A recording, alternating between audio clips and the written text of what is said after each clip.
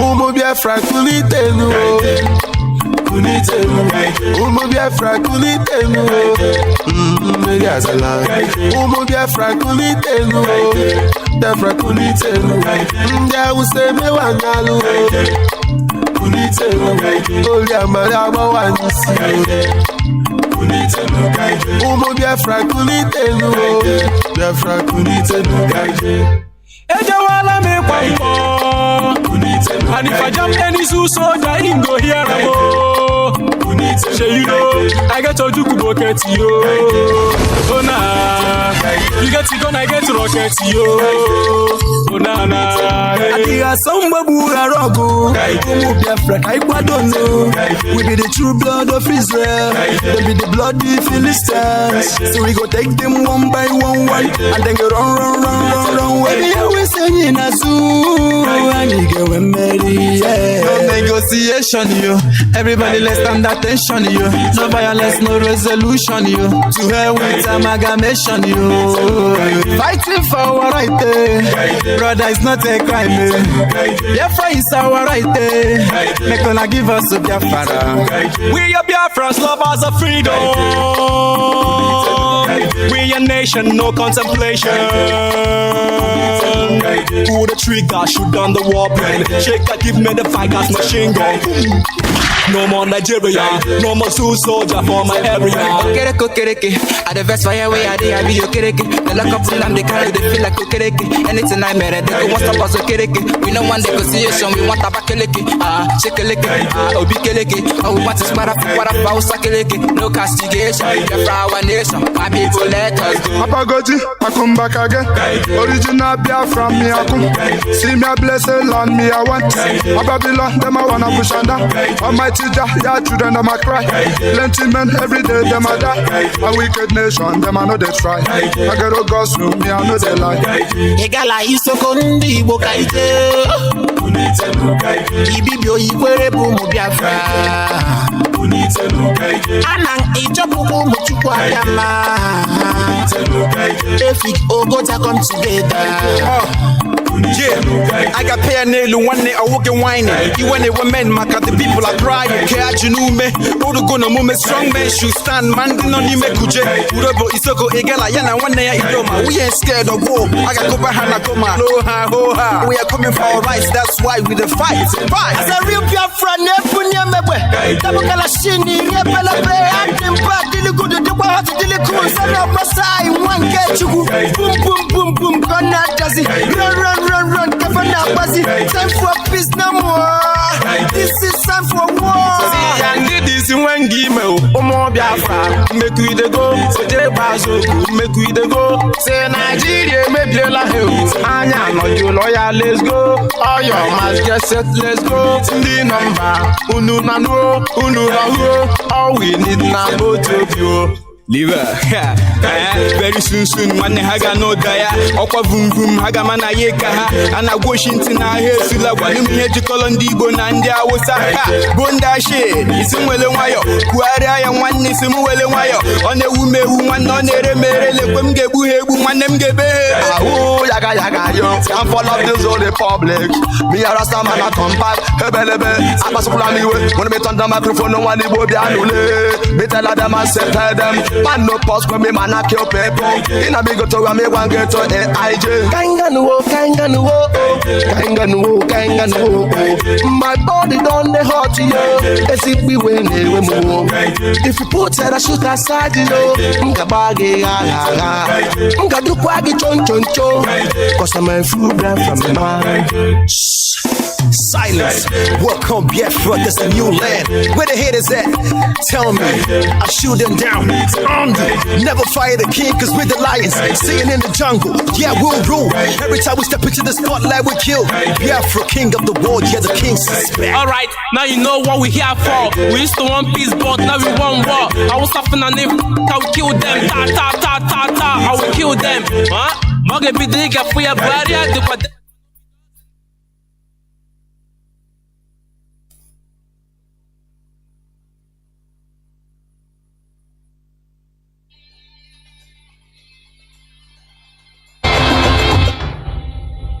I didn't know questions were so popular. See, with all due respect to all the religious people, see, religion essentially means belief in something. Whenever somebody says, I'm a religious person, they refer to themselves as believers. Yes? Believers. Believe means what?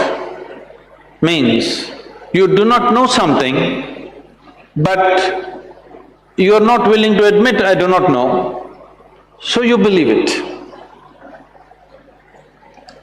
I'm saying, if you do not know something, why don't you just say, I do not know? Hello? Is it okay? I do not know something. I say, I do not know, because the I do not know is a tremendous possibility. Only when you say, I do not know, the longing to know, the seeking to know, and the possibility of knowing becomes a living reality in your life. Everything I do not know, I believe.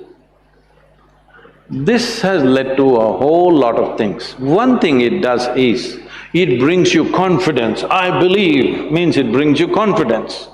But confidence without clarity is a disaster. This is a disaster that is unfolding in the world in many different levels. People who don't know a damn thing, who can't see what's in front of them, they are super confident. It's dangerous. If you cannot see, at least you must be hesitant, isn't it? Hello? If you cannot see, you must at least be hesitant. But you cannot see, but you're confident. This is what belief gives you, confidence without clarity. How do you arrive at your belief? There are many ways. Can I tell you a joke? Is it okay? It's a serious question. Are you okay? You're looking so serious, I'm scared of you. This happened in New York City. An 8-year-old boy came home from school in the afternoon. At home, he had a very progressive mother. Obviously, she was single. He came home and asked, Mama, is God man or a woman? See, this is a big debate in America. Is God a man or a woman is a very big debate in America. You know, in the last election they tried to settle it and you know what happened. The mother thought, being a progressive woman, she thought through all this gender politics that are going on in the country, and after much thinking, she said both. Then the boy went into deep thought. After some time, he came back and asked, Mama, is God black or white? You know, in the previous election, they tried to settle this issue. Because racial politics is a very big thing. She thought through all the racial politics that are going on in the country. After much thinking, she said both. Then the boy went into profound thought. After much thinking, he came back and asked, "Mama, is God straight or gay?" She thought through all the politics concerned with that aspect of life and she said, "Both."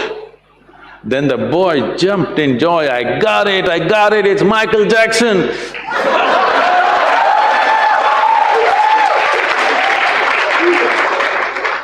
I don't know how you arrived at yours. You must understand, this is a godless culture. In this culture, we always told you, your life is your karma. Yes or no? You've forgotten? In this culture, we always told you, your life is your karma. This means your life is your making. There's nobody managing you from there. Your life is entirely your karma. You are tall, you are short, you are capable, you are incapable, you can do something, you cannot do something. We say, your karma.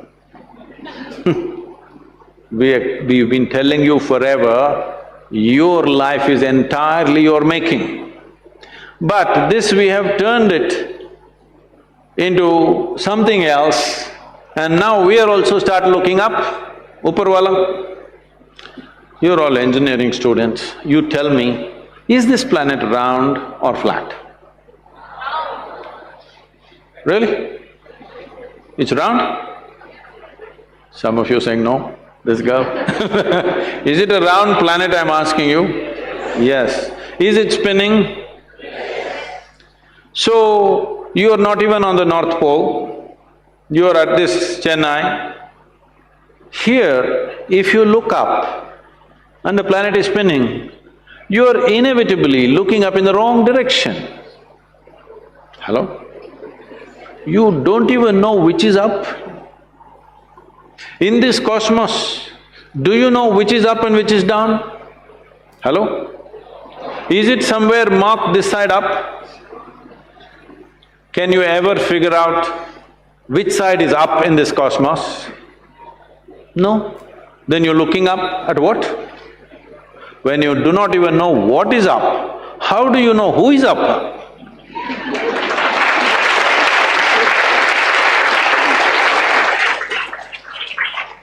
Does it mean to say, I created the universe?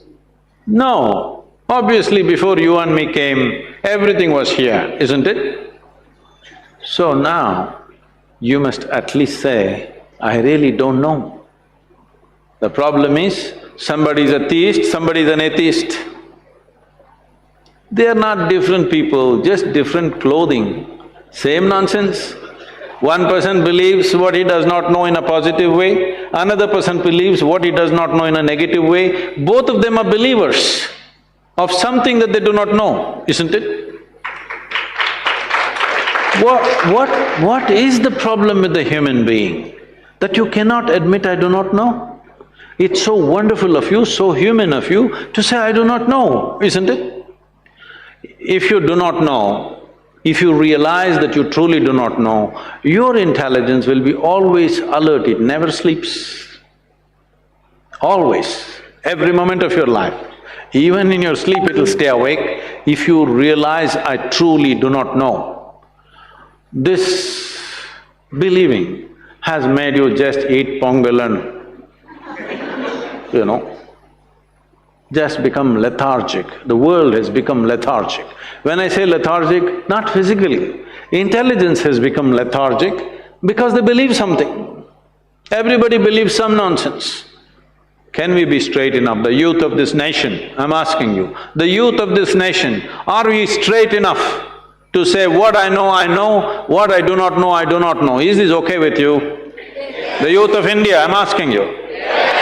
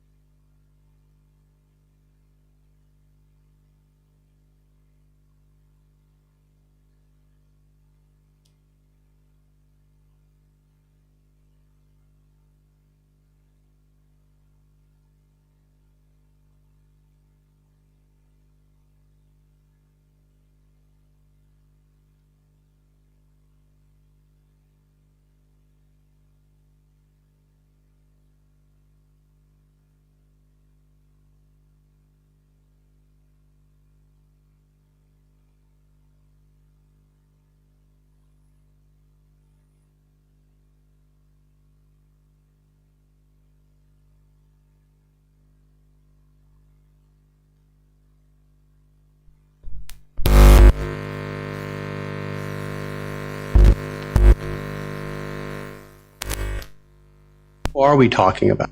Nnamdi, Kanu, that's the same person we're all talking about. And who are we talking about? We're talking about the leader of the Biafran movement, the leader of IPOB, Nnamdi Kanu. He's remarkably similar to Nelson Mandela in that his charismatic approach to securing freedom for his people, advocating for peace, and advocating for self-determination, the nation of Biafra, which used to exist. It existed for a great many years, centuries indeed, and then when the British came in, it was absorbed into the Protectorate of Nigeria, and then it came into being in the late 60s during the Biafran War, as those of you who may remember. A particularly noteworthy event which witnessed among the first and worst horrors of starvation and harm to civilians, the likes of which we had never seen, which amounted to essentially a genocide of the Igbo people. So when we say Biafran... Good morning, good afternoon, good evening, and good night, great Biafrans and lovers of freedom. This is Radio Biafra HAUSA-SERVICE coming to you via Radio Biafra London. My name is Mazi, Jonathan Chinedu from Olu province of Biafra London. We are here live and direct. Today is the 29th day of July 2023. Tata bo bochafo. Tata bo Saturday. Ya merem na asiko onye obuna onabiana. Welcome to this hallowed platform where we preach the gospel of emancipation. The gospel of both physical and mental freedom. Because you cannot have a genuine physical freedom without, first of all, mental emancipation. That is what precedes the physical or genuine physical emancipation. Therefore, I welcome each and every one of you to welcome your friends and well-wishers. Even do not deny your enemies to or listening to this hallowed platform, because this is where we are gathering. This is where we gather. This is where we worship. Therefore, our leader is Mazi Nnamdi Kanu. He is still in the enemy dungeon.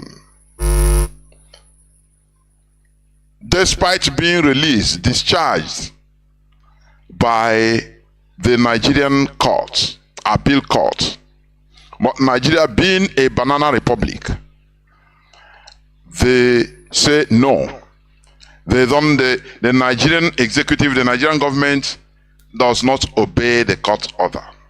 They don't even obey their own law. That is the most absurd part of it. Very, very sad indeed.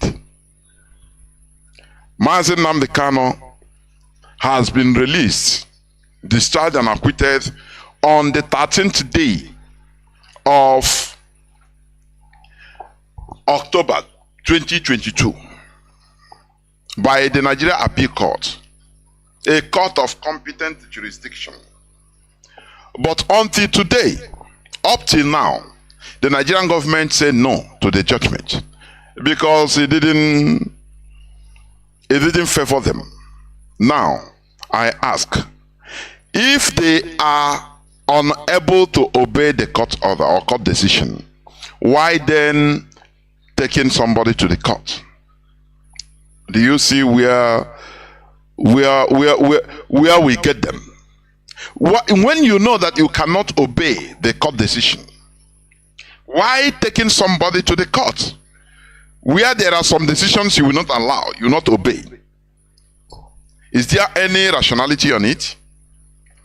In this this is what we preach here. Critical thinking is needed.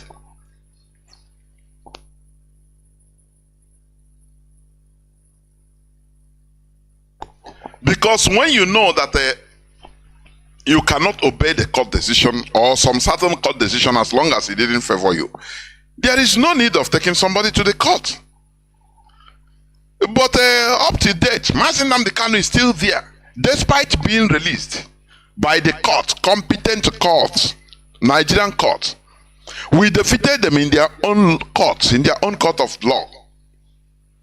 Because self-determination is legal, even in the Nigerian law. Nigerian constitution He allows it. Now, why detaining somebody? It becomes extrajudicial, incarceration. Because on that fateful day, on the 13th day of October, the appeal court, the Nigerian appeal court, not only discharged and acquitted Mazi Nnamdi Kanu, but they made sure they put a verdict that Mazi Nnamdi Kanu should never be tried in any Nigerian court again. What is happening today? Executive lawlessness. These are the people that want people to be law-abiding. Oh, be law-abiding, but they are not law-abiding. That is what I'm telling you people. We are in a feudal system in Nigeria. Forget about what they are. When you hold the passport, it says it's written there, Federal Republic of Nigeria. No, there is nothing federal, neither republic in that zoo called Nigeria. Nothing like that. We are the Fulani Caliphate, the Sokoto Caliphate has succeeded through the backing of Britain to impose feudal system in that giant African zoo called Nigeria. And that is why we are agitating to move out of that enclave. Because we are Republicans by nature. Genuine Republicans. Not all these European imposed fake democracy they are imposing on Africa. No. Genuine. It is in our DNA. Our nomenclature is republicanism. How can you teach me my own thing, my own lifestyle? Now you start teaching me. It's impossible. So, what you are seeing in Nigeria is a feudal system whereby few lords, few nobles, lords are the ruling upon the whole massive peasants. Do you understand? Landlord versus squatters system. That is it. That is why we are trying to restore our organic nation, where we can practice our system by ourselves, where we can hold our destiny with our own hands, where we can be in charge of our future, not what they are imposing on us. Do you see how Nigeria is? No, Igbo men are not they are not qualified enough in order to hold the positions in Nigeria. No, they are not qualified enough. But we are making waves all over the world, in every other country in the whole world. But in Nigeria, we are not qualified enough. Do you see that? They are dealing with us and they accept it. They know. They know. Go and listen to Kunle versus Alhaji leaked conversation. They said they know that they are dealing with the Igbos. That every Nigeria policy is against the Igbos' progress. It's crystal clear. Therefore, they now make progress, political progress for Igbo Biafrans to be, one of the criteria to progress politically is to sell and kill your own people. It becomes a norm in our land. But we must continue what we are doing, because it is either Biafra or Biafra. Therefore, I welcome each and every one of you to today. Forget about what is happening. Leave the dead to bury their own dead. Because me, I don't comment on all those charades.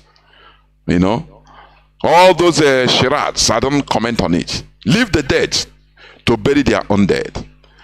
We must be focused. That is it.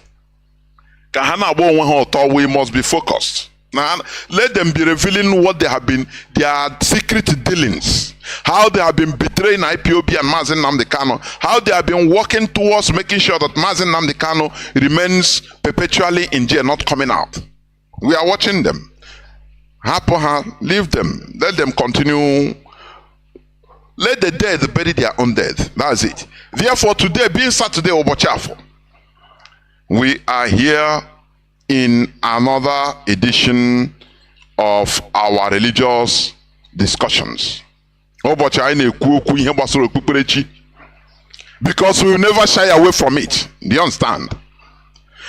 They have pressured Mazi Nnamdi Kanu in order to stop. Don't dive into religion. Don't talk about it. Mazi Nnamdi Kanu say you can never talk about Biafra without discussion of religion. It's impossible because it is interrelated. You know, that road they use in conquering us, it is the same road we are going to take in order to relieve ourselves, to deliver ourselves from the conquest, from the hook of colonialism. Do you understand me? That is what we are doing. And that is why today I'm going to talk about the topic, the legacy of slavery and colonialism. Do you understand me? The legacy of slavery and colonialism. Before I continue, there is one clip I want to play, because that is what also gave me the inspiration of this topic. I want to play that clip. Let me check. I think I can see it. Let me see it. So, before I continue, we are seeing what is happening even in Niger Republic. I'm watching where they see Minister of one minister, is it Minister of Finance of Niger Republic? He was given few, whether 48 hours to account, to make account of his financial spendings. Otherwise, he will face a firing squad, and he burst into tears. He started crying because he know that there is nothing like accountability. That is who the West are supporting. That is who America. That is, these people are playing to the benefits of Europe and America. You know, they don't care whether people are dying, people are perishing. They come to the television and, you know, play. They come to the media and play lip service.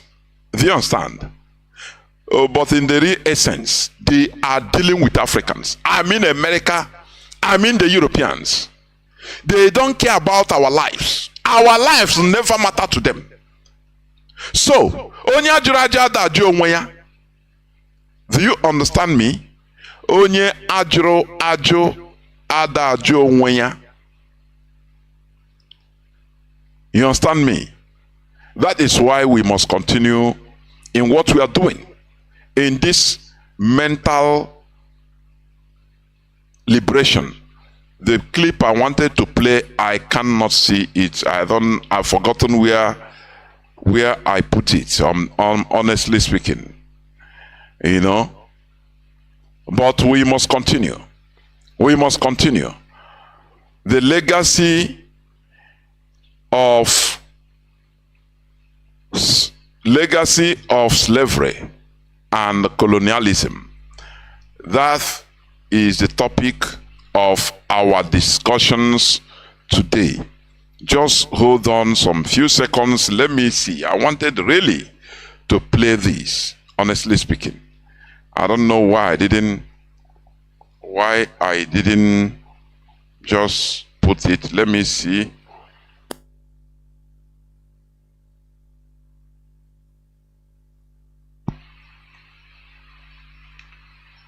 Please just hold on. Draw nearer to your listening devices, because it's going to be as usual, please. We should learn from each other. We must learn from each other. Here is our rallying point. Therefore, there is no going back. The most important part of this restoration is, yes, I've seen what I'm looking for. Please, let me play it. Let me play it. Let me play it. Just listen, please.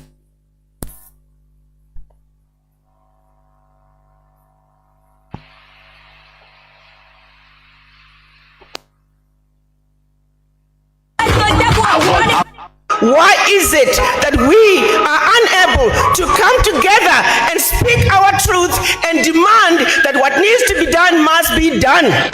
It's because they defeated us where it matters the most, which is the mind.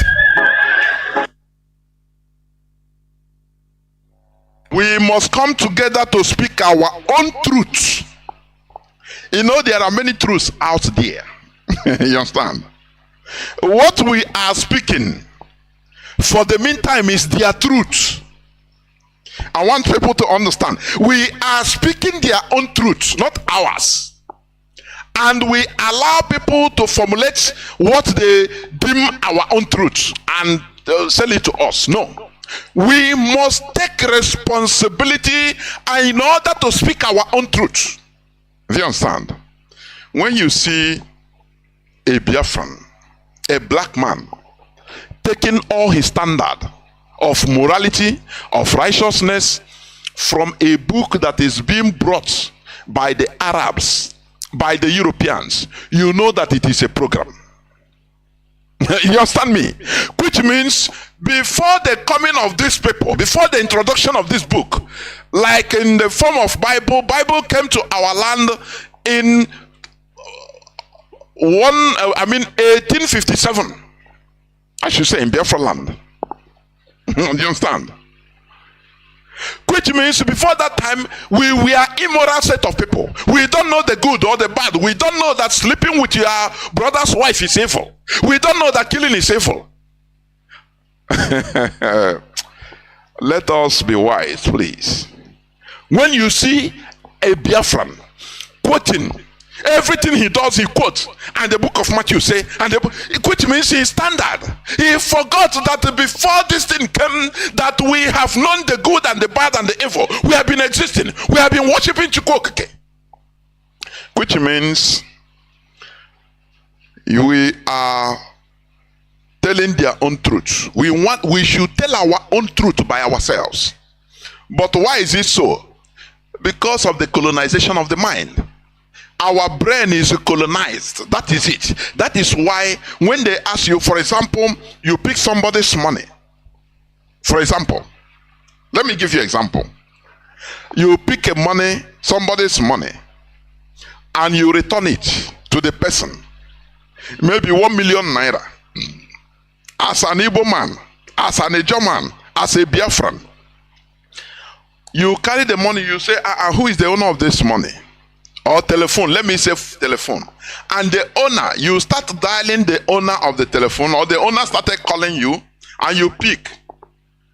And you say, please come and collect your phone. The person will be happy. Where are you? He say, I'm here. You give him the address of where you are. Okay. He said, please help me. Help me with the phone. He said, no, don't worry. Now when he comes to meet you, you give him back his phone. He asks you, but why didn't you take it? He said, no, because I'm a Christian.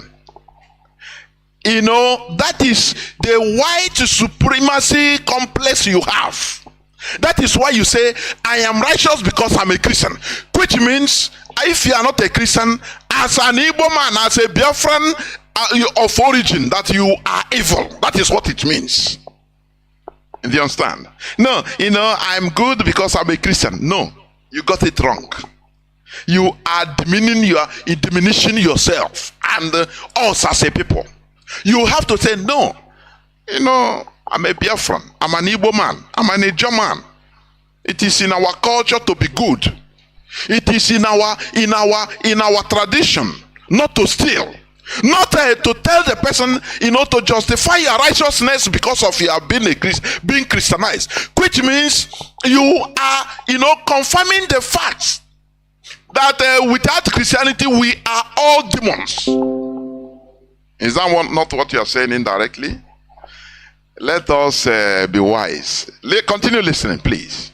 It started with the missionaries in Africa long before slavery.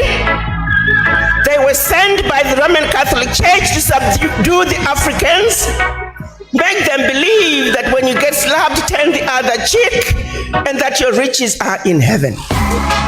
So by the time they followed with the colonizers to reap and rape Africa, we were already brainwashed. We were meant to believe everything African was bad and undesirable, and everything European was better. Of course. When you say no, why are you so good? Why are you so nice? You say no, because I'm a Christian, because you know, I'm a Muslim. You are demonizing yourself. You don't know what you're doing.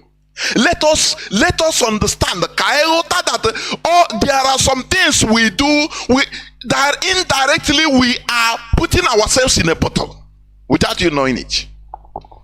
When you do something good, the person that you did it with. No, why you? No, because I'm a Christian. Oh no, I'm an Allah, I'm a Muslim. You are diminishing yourself and Africans in general, telling us that, look, it is them that brought us, it is the Arabs and the Europeans that brought us righteousness, that we were murderers before they came, that we were rapists before they came, that we were a very bad, horrible set of people before they came. The way they portrayed us as evil, you are confirming it. We should stop all this. There are things you do. No, I don't have to lie. I'm a Christian. You are, let me not use B word or F word on you. You are ignorant. Tell the person, I am doing it because I am an Igbo man. I am a Niger man. It is in our tradition that we don't steal people's property. It is our culture. So why should I do that? Oh, are you a Christian or a Muslim? No, it doesn't. Don't judge me through that, please. I said it is in our culture, and the African culture that trains us not to be evil. That is it. And the case closed. Even that person will go with another type of knowledge, another type of food for thought. But when you say no, I'm giving you back your food, you say why? You say I'm a Christian, I'm a Muslim. You are telling the person that, look, you are confirming the fact that, look, we as Africans, we are a horrible set of people. It is Christianity that came and make us to be good.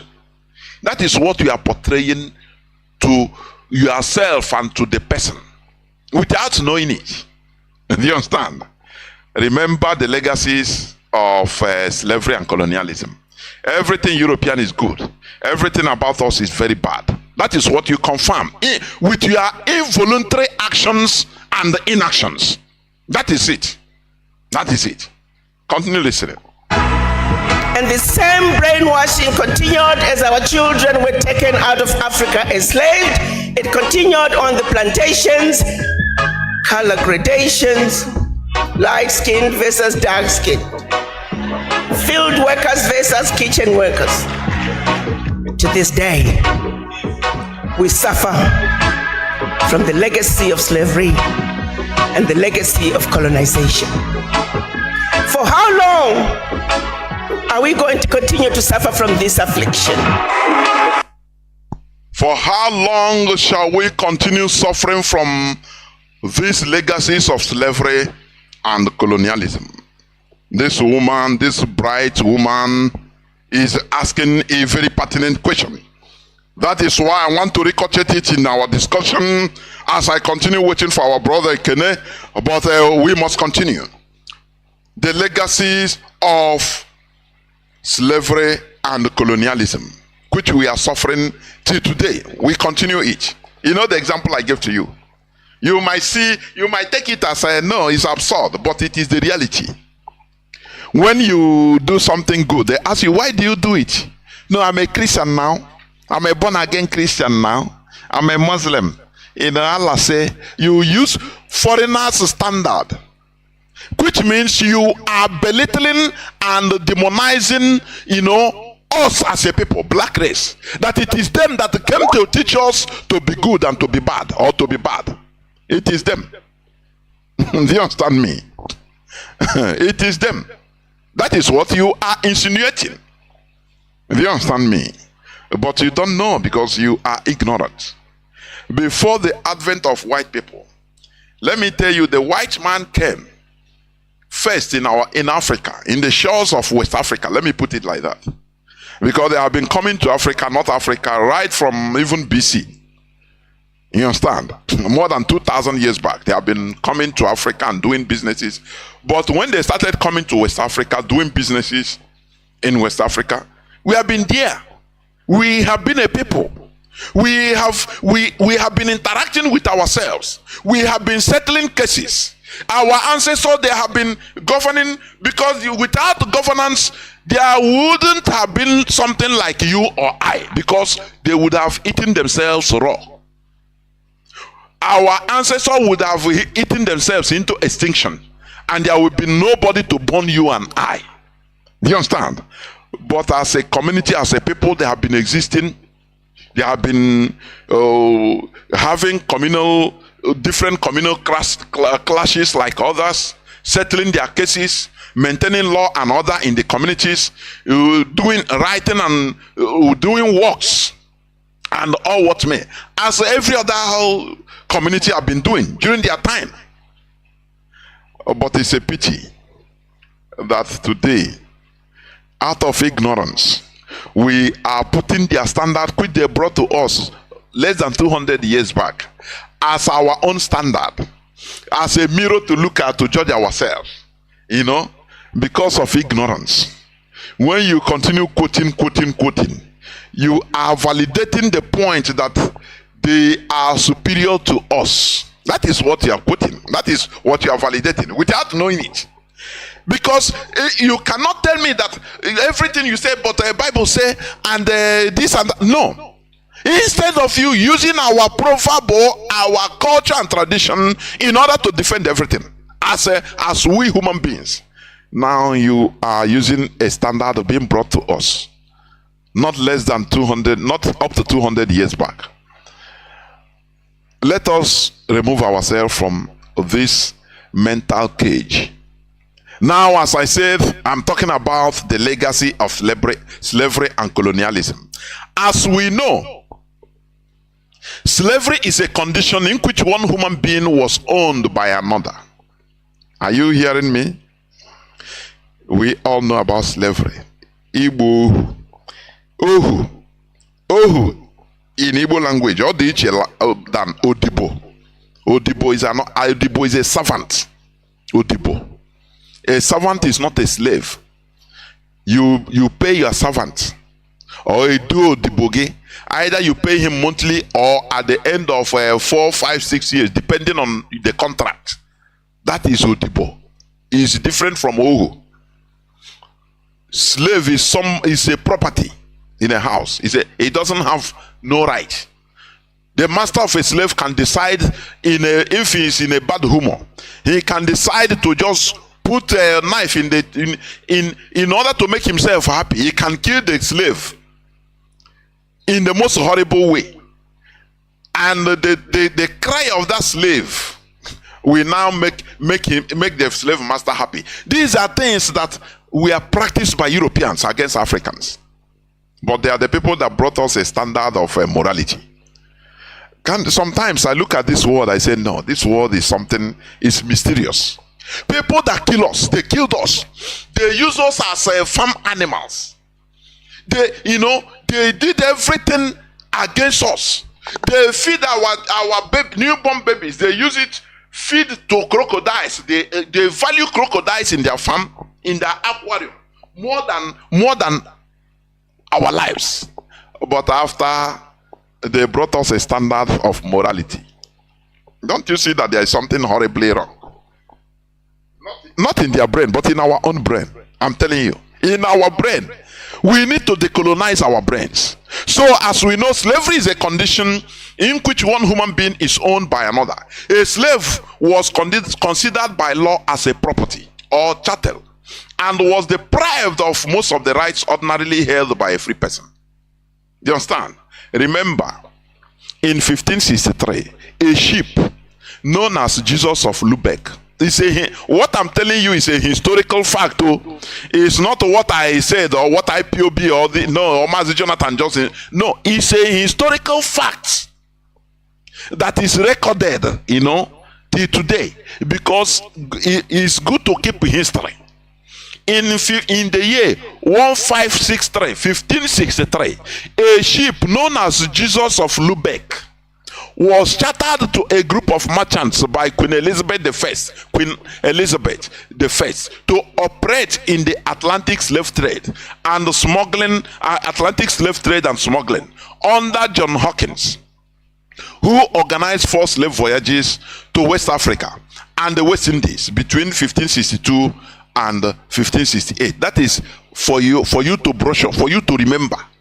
I just put this in for your information, because we can never change history. It is there. Whether we like it or not, it is there. Now, let me continue. At the Third World Conference Against Racism, Racial Discrimination, Xenophobia, and related intolerance held in Durban, that is South Africa, in 2001, Europe acknowledged its role in slavery and colonialism in Africa as a crime against humanity. But do Africans know this? That is a big question, $1 million question. Do Africans know this? Do we understand this? The Europeans, they acknowledge their role in slavery and colonialism in Africa as a crime against humanity. They have in 2001. But do we know this? The worst part of it is that Africans continue praising colonialism, our effects, our legacies of colonialism and slavery, ignorantly. That is why we need to trouble our brain. We need to critically think, reason. It's needed. Moreover, there is powerful evidence that the colonialism or colonization of indigenous people was and is still a crime, and that crime is still ongoing. You understand? Achieving historical colonial goals often mean committing acts that were criminal even at that time. You know, when you colonize people, you have to subjugate them. You have to bend them. You have to massacre them in order to colonize them, so that you direct them. They will become under you. You understand? But now, they use religion, as a tune. How do you say, the tune knob? There is this old radio that have knob.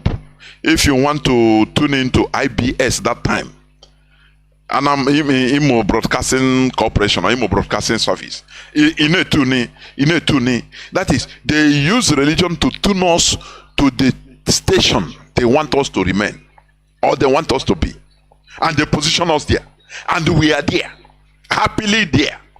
It's very sad. I'm telling you, sad. The legacy of colonialism and slavery is what I'm talking about today. Now, achieving historical colonial goals often mean committing acts that were criminal even at that time. People of other races, including Asians, were also colonized at one time or another. The Arabs were colonized first by the Ottoman Empire. Do you understand? The Arabs you are seeing. And secondly, by the Europeans. But they never shifted in their stand to protect their tradition and culture. You understand? It is only we Africans that accepted everything. And today we are suffering it. That is why Africans, black Africans, have been relegated to the worst part in human ladder. We are relegated to the last because they saw that we accepted everything. Arabs brought their own religion, Africans accepted. They colonized us, we accepted. They tuned us and we stood there. We started shouting Allah, Allah. We started going pilgrimage to Mecca. Mansa Musa started going pilgrimage to Mecca. Instead of a very powerful king like him, instead of trying to find his own, tune his own, bring back the original African spirituality.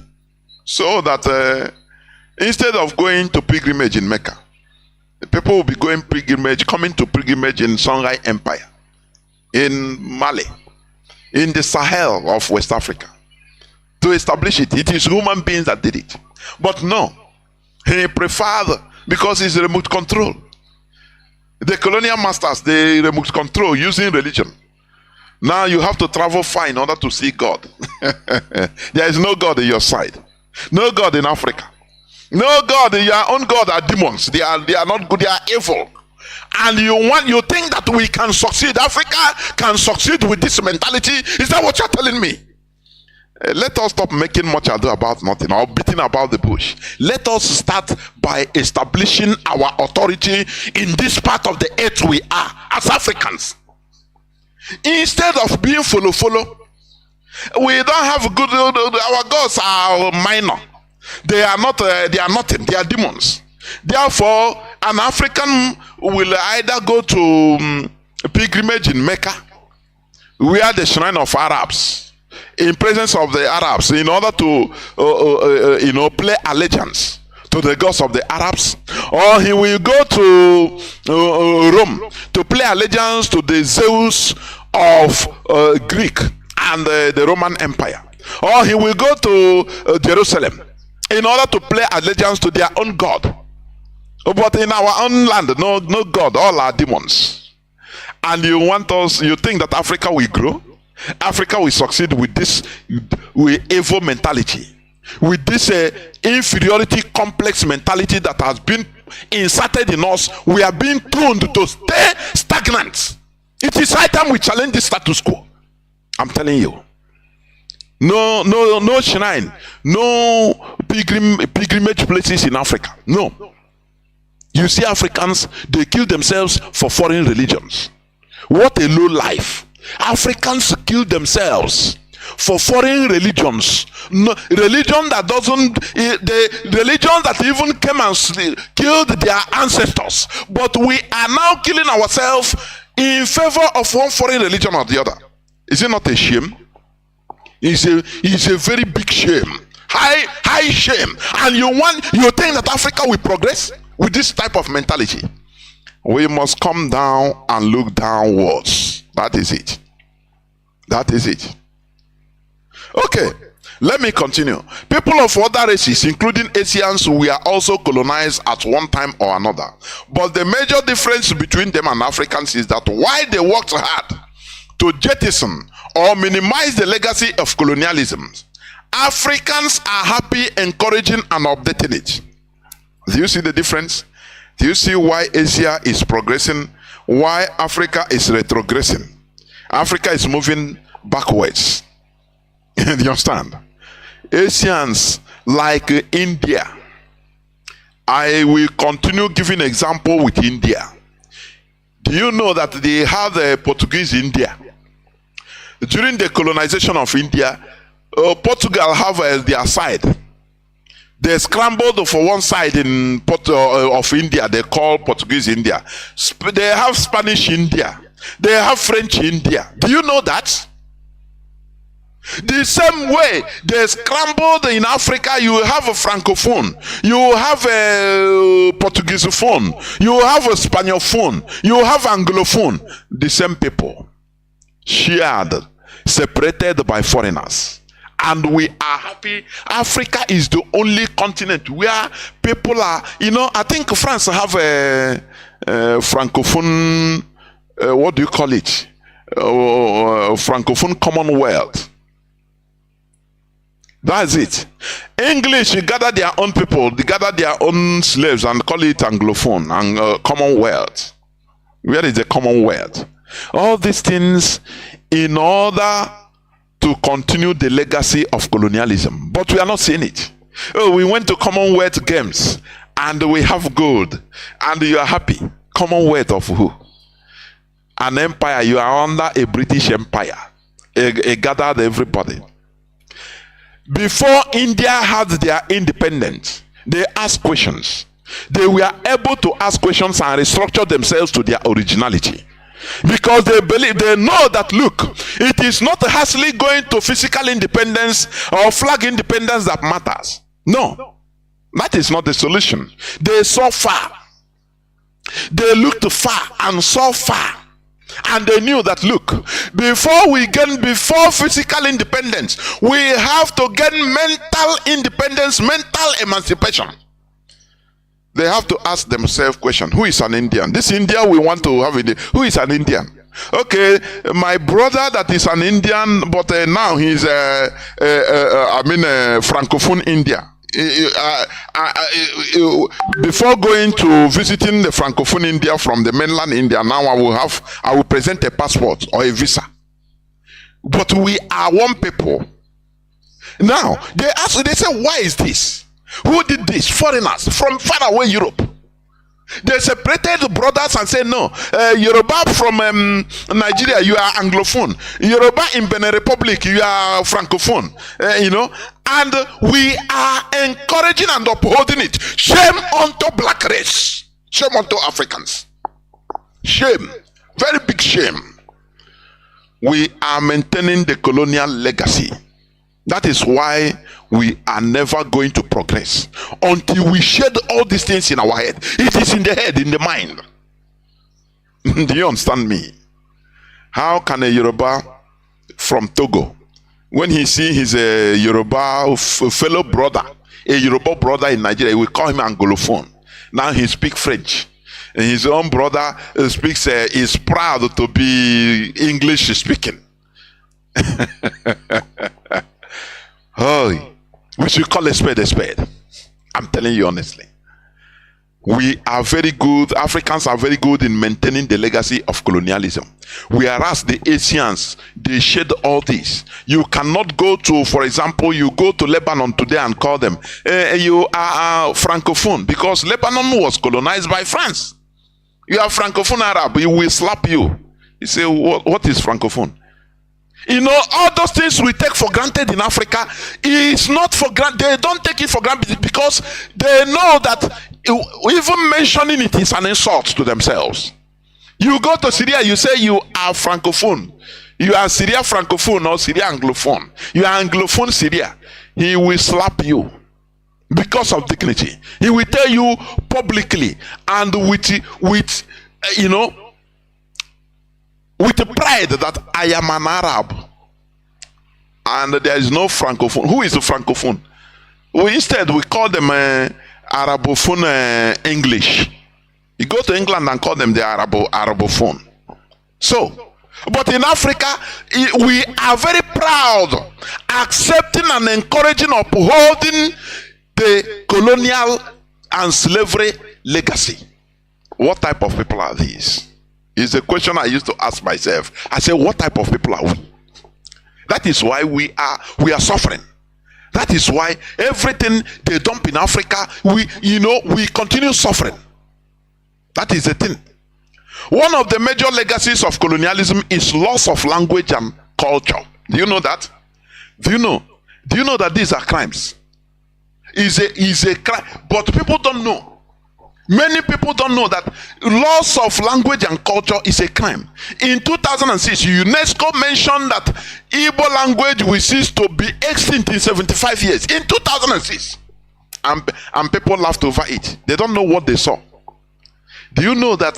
Do you know that when a preacher in a church starts demonizing our tradition, our ancestors, do you know that it's a crime? Do you know that? No. You don't. Do you know that? The devil is in the details. I will come. I will explain more, please. Because what we take for granted, the things we talk as mundane things, they are the cankerworms that are destroying our brains. You don't know that. They are the gangrenes that have infested us, and we are moving with it. Smelly, dirty gangrenes, and we are proud. Do you know what is cultural genocide? That is what colonialism brought. Cultural genocide. It is a crime against humanity, even as defined in the United Nations Charter. They did it. The issue of demonizing our own ancestors is a crime. Do you understand? It's a crime. But people don't know. Okay. As I said, one of the major legacies of colonialism is loss of language and culture. These are crimes. Cultural genocide. But Africans are defending these colonial legacies out of total ignorance and idiocy. Do you know that? That is what is happening. Africans are defending it. We are defending colonial legacies out of ignorance, being proud on it. And you think that we will proceed, and we will advance?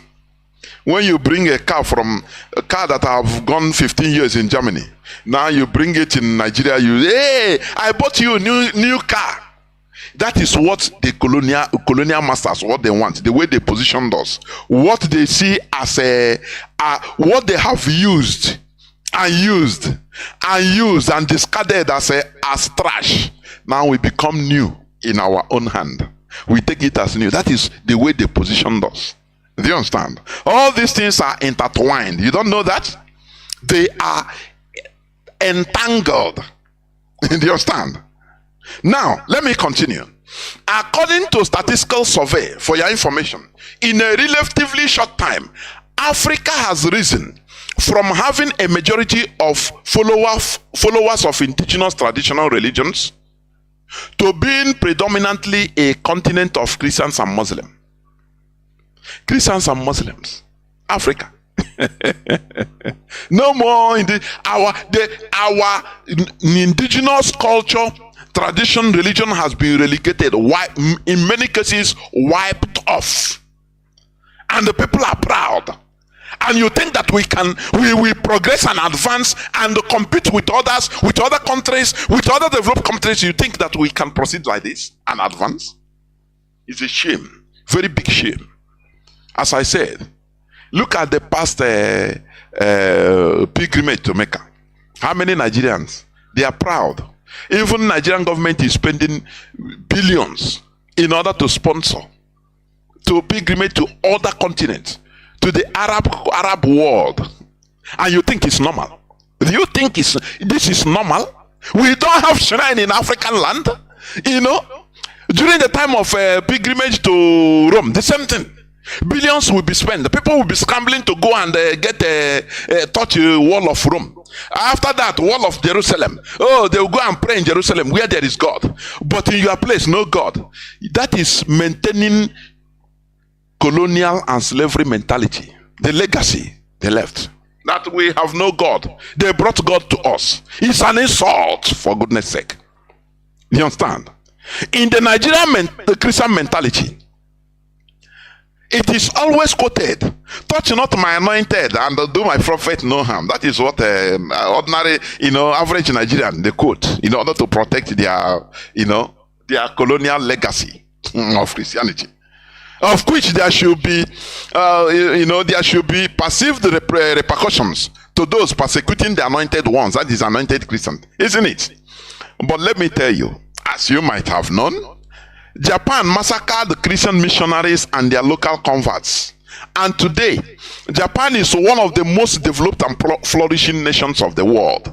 Touch not my anointed and do my prophet no harm.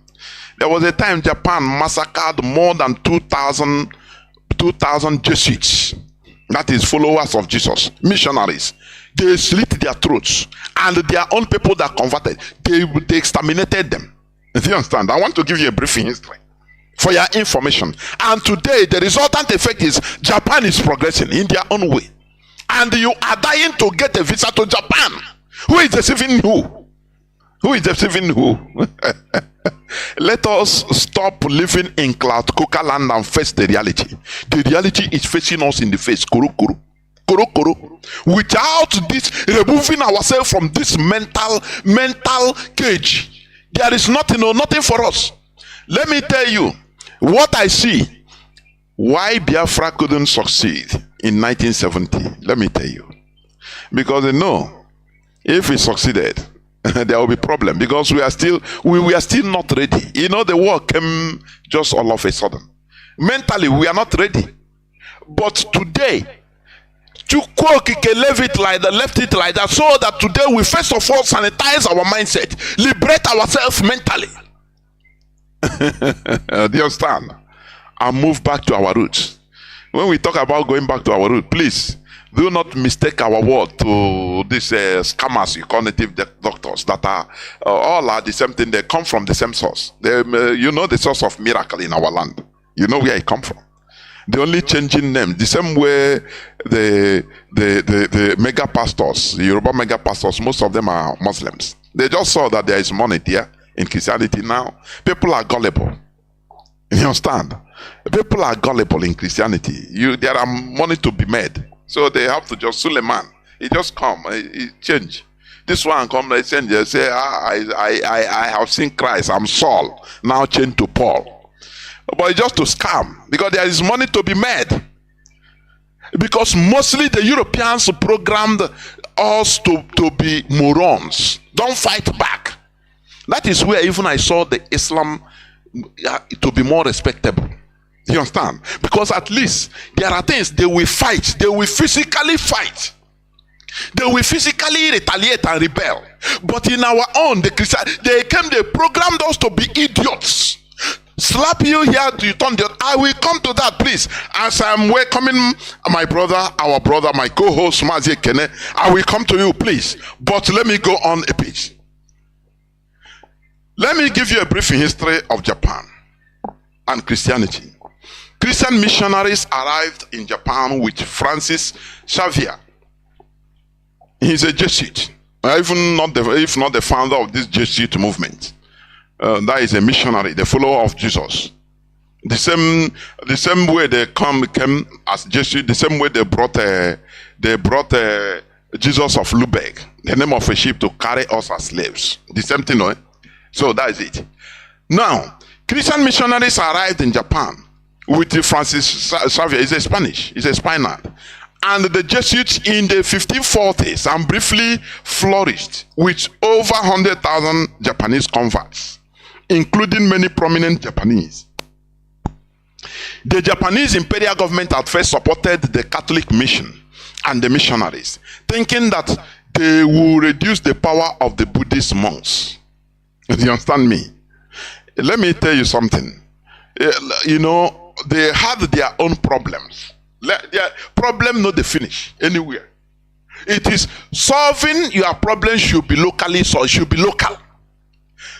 Japan, before the coming of the British, the Europeans, they had their own problem that their monks are highly powerful. So the then dynasty, the then Japanese dynasty or government was trying to find a way in order to curtail the power of the monks, Buddhist monks in their land. Now, when the Europeans brought their own shenanigan, first of all, the Japanese government that time, the imperial government, they welcomed them, saying, at least they supported the Christianization, hoping that they will use it in order to curb the power of the Buddhist monk in their land. But it's later they say no. This one a war. So that is why, a wise person, you should never allow foreigners to come between you and your brothers. Do you see that? The way our people used to behave, including our politicians, because when I talk about our people, not only the politicians, I used to say it, our natural character. Our natural character. You side the foreigners in order to kill your brother, in order to deal with your brother. You don't know that that foreigner you are siding against your brother is taking you as a fool. If he have any opportunity after, he will strike you down because he see that you are stupid. You understand? That is what lesson to learn. The Japanese imperial government at first supported the Catholic mission and the missionaries, thinking that they will reduce the power of the Buddhist monks and help trade with Spain and Portugal. However, the Japanese imperial government was also wary of colonialism, seeing that the Spanish has taken over power in the Philippines after converting the population to Christianity. Do you see that? The Japanese, they were trying to support the Christianization of their people. But after they said, these people, let us watch them closely. Before they started hearing that, in their neighboring Philippines, that the Spanish Europeans have taken power there after converting the population into Christianity. Do you know, they first of all convert you to soften you mentally, so that you now you kneel down, you become, nothing to them. You become subservient to them. That is the reason why the caliphate in Nigeria, what they are doing is trying to do what? To convert the Igbos into their own version of Islam. Why are they doing that? Because they know that if they didn't do that, there will be no way. There is no, there is nothing that binds you and them together that they will command you and you accept. No. Your eyes will be open. But when they come with religion, Islam say, and they build a very big Islamic school in Abakaliki. I will start giving our children to go to school, Islamic school, and learn Arabic. That is softening the people.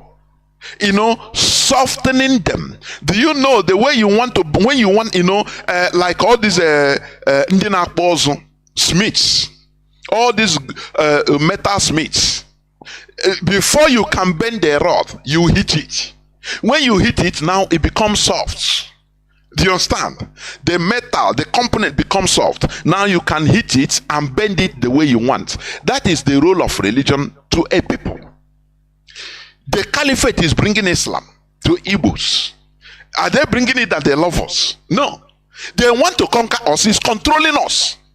And if they succeed, in the next 100 years, the generations that time will be defending Islam and the Fulani that brought it as the people of God. Do you see that? That is the way. When you are defending Christianity, the way you are quoting Bible in every sphere of your life as the source of your morality, and you ask, I ask you, before Bible came, which means our ancestors, they didn't know what is bad or good. Is that what you are telling me? It is the Bible that brought a morality to us. Before the Europeans came to our land, we know that our ancestors know they had very harsh law, harsh punishment against a man that slept with his brother's wife, or vice versa, or a person that commits incest, or if you go and redress the land borders with your neighbor.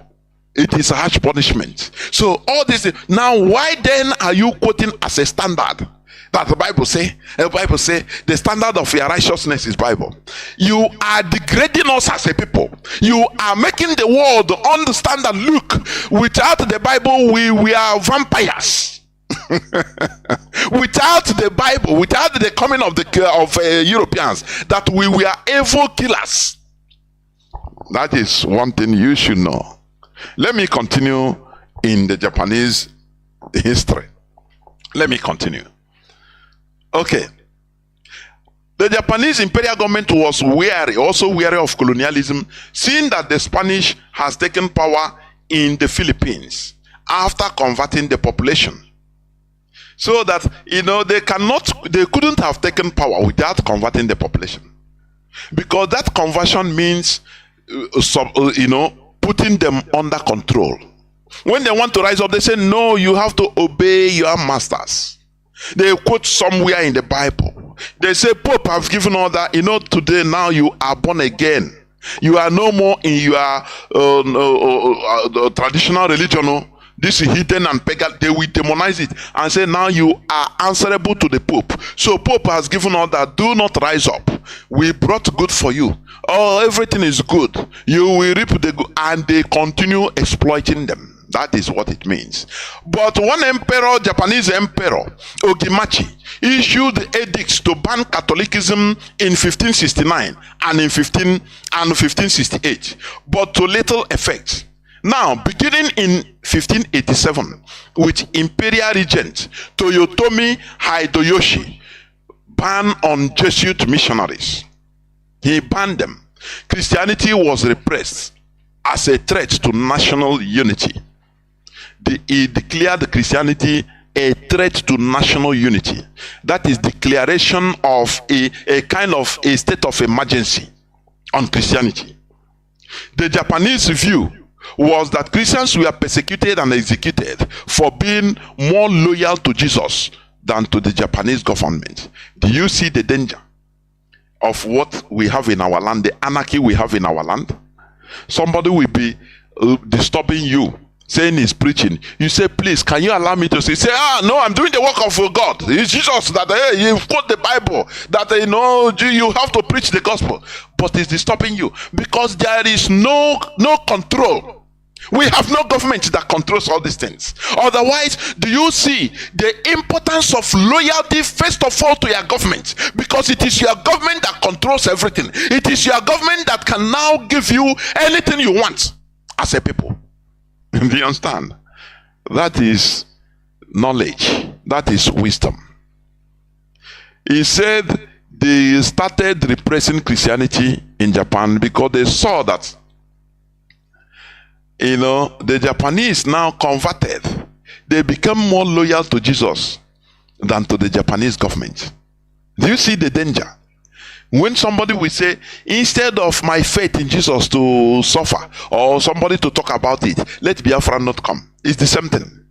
If the Japanese government that time, they will arrest that kind of person and put him in a guillotine, a hang or cut on his neck. Because you must be loyal to the government first. That is the God you are seeing. That is the base of our collective living. You don't put your loyalty to a foreign ideology, foreign concept you don't know. Only believe what you believe, what fairy tale they tell you, you believe. Now you become radicalized and brainwashed. Anything you are doing, you say it is that thing that is helping you. So you have no need of government. If government now, when government declare that people will sit at home during pandemic, do you see any Islam or Christian do them? Everybody is under the government. Do you know that? If you come out of the military, we kill you. That is government, and you will not be saved by that your Jesus or Muhammad. Nothing. Do you understand me? So that is the reality, and that is where we are missing it. The persecution was totally aimed at Christians as a group, and the local converts could escape persecution only by oath of abandoning their faith. Do you understand me? If they catch a Japanese convert, Christian convert, and he want to repent, like one night Kachegaria, and he like to really genuinely repent, they will tell him, they will give him an oath. Abjury, in order to never to talk about that foreign concept, and he will be welcomed to the fold and monitored. Do you understand? After the Tokugawa dynasty banned Christianity in 1614, it ceased to exist publicly. It was later in the 19th century, that is 1868, that Japan opened up after over 250 years of protecting their culture and tradition. Do you understand? Over 250 years, Japan made sure to protect their culture and tradition, and the result is what you are seeing today. You are importing Japanese products. You are dying to go to Japan. Oh, it's developed. I could remember when our leader traveled to Japan. He made a live video when he was on the street. He said, look at how Japan is. This is what they did in order to reach where they are. But you know the problem with black race, we love already made. That is why we are lazy. I must be honest with you. We love already made. Wherever that is already made, everybody will be running. It's there. But you didn't know what they suffered in order to reach where they are. You didn't know. If they tell you, let us do like them and suffer and do so that in future we'll be like them, say, no, I beg, I need a sharp. It's what I want. That is one of the things that are killing us. Do you understand me? Japan protected their own tradition and culture for over 250 years, so that people will die and born, small children will grow up in their culture, being initiated more in their culture. They know it, they cram it, they will grow all old and die again, and their children will grow the same thing, so that many generations will pass, and now nothing. You can't do them anything again. If you want to bring the whole Ora robots, bring the whole Grover Carpenter, bring the whole preachers in the United States to them, they will just come and dance music and make noise and go their way. You can never penetrate their mind, their brain. You can never. Unlike our people, moved with sentiment. Also in China, The practice of religion was tightly controlled in dynastic times, and it is also tightly controlled today. Chinese who are over the age of 18 are only permitted to join officially sanctioned Christian groups, which are registered with the government-sanctioned Catholic Patriotic Church, the China Christian Council, and the Protestant Three Self Church. let me tell you the smart game China played, which is also one of the things I have been personally advocating. Why not we indigenize Christianity? If we see that it cannot, there is no go area, now we indigenize it to our tastes. Do you understand? China did it, and they are still doing it, even in Islam. Even France is doing it in Islam. They are breeding their own France version of Islam, so that they will, what they want to do is to dilute it. It will no more be, once you are a French Muslim, if other Muslims from Pakistan, from Middle East are talking to you, you'll be looking to them as even the demon. You understand? It is doable. We are human beings. We can do it. China they have churches. What we said the other time, I think last month, we talked about France. How France tried to, establish their own type of Christianity. They are doing it in Islam today. So that is what China did. They established their own government-controlled church. Oh, you want to be a Christian, right? Okay. The pastors or the reverend fathers there are government trained, so they can never shy away or move away from patriotism. They call it Catholic Patriotic Church, the China Christian Council, and the Protestant Three Self Church. Do you understand? So they will not certainly, they will be teaching you things that are synonymous with China as a government, as a people. They will not teach you to rebel against your government. No. You understand? You're a Christian, yes. But it's the Chinese version of Christianity. The same way they are doing to the Uyghurs. China is today doing the same thing. Assimilation to the mostly Uyghur Muslims. You understand? I've said it the other day. This is in line to protect the future of the people from foreign influence. They don't want to be suffering what Africa is suffering today. You understand? Because if they allow it, no matter what that the West, the Europeans are using, their propaganda machine, United Nations. Oh, you are committing a genocide. You are committing this against the Igbo Muslims. You think that they love you? You think that the Europeans, they love the Igbo Muslims? No. They are just using them as a weapon. The same way they are using the Ukraine in order to fight a proxy war. You think that they love them? Who is suffering it? Who is dying? The Europeans, they are wise. The West, they are wise. They always pinch you, try to use something to pinch you. And the Ukrainians know that they love them, but they want to use it to undo the Chinese. They want to use it to, to bleed the Chinese. So to weaken them. That's why they unleash propaganda all the time. But China, they are trying to save themselves from the African catastrophe. The catastrophe that happened in Africa. Where, you see indigenous people that they don't obey their government. They don't even have institutions. Instead, they obey foreign ideology and gods. More than their government. Anarchy. If government say B, Archbishop of Canterbury say no, you say A. You see the Anglicans in Nigeria doing A. They say no, I will obey my chief, my spiritual head. After all, it's your father. If you understand me.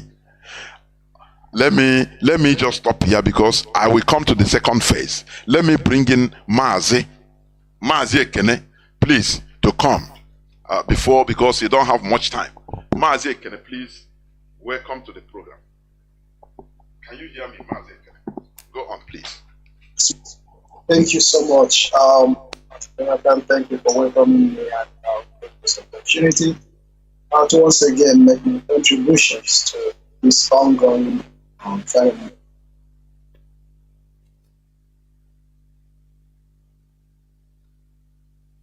No, Mazi, can you hear me?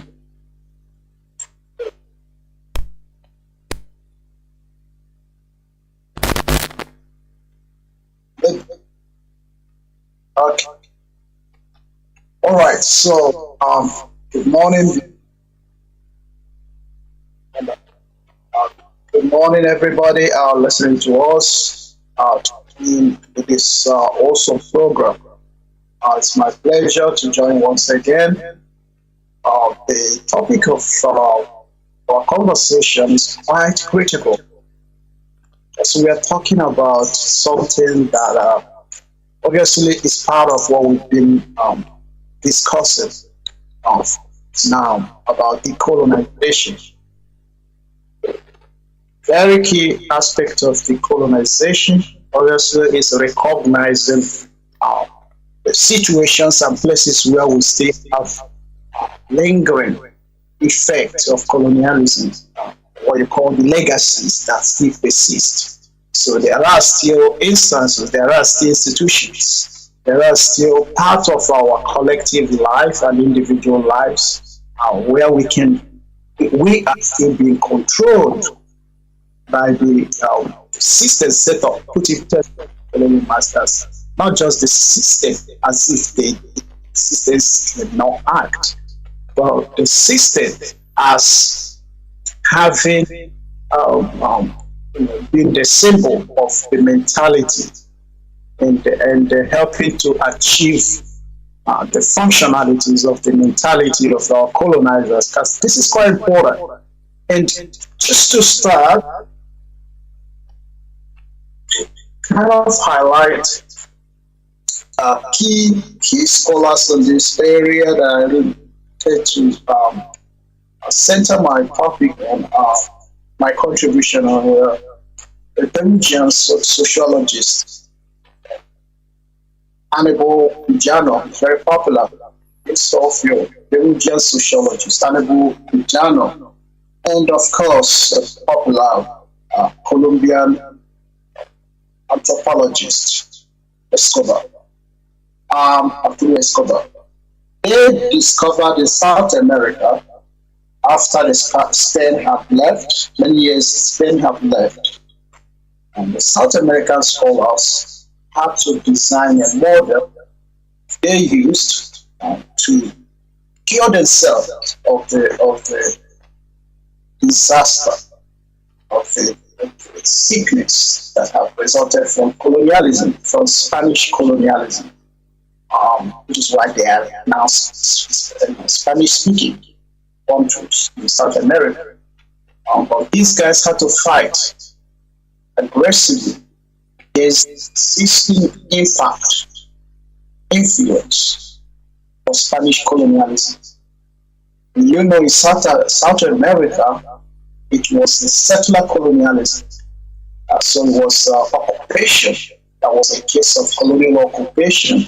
Those that the Spaniards, they lived there for many years, killed the indigenous owners of the land, took their land by force, and then they reproduced and they confiscated that people have.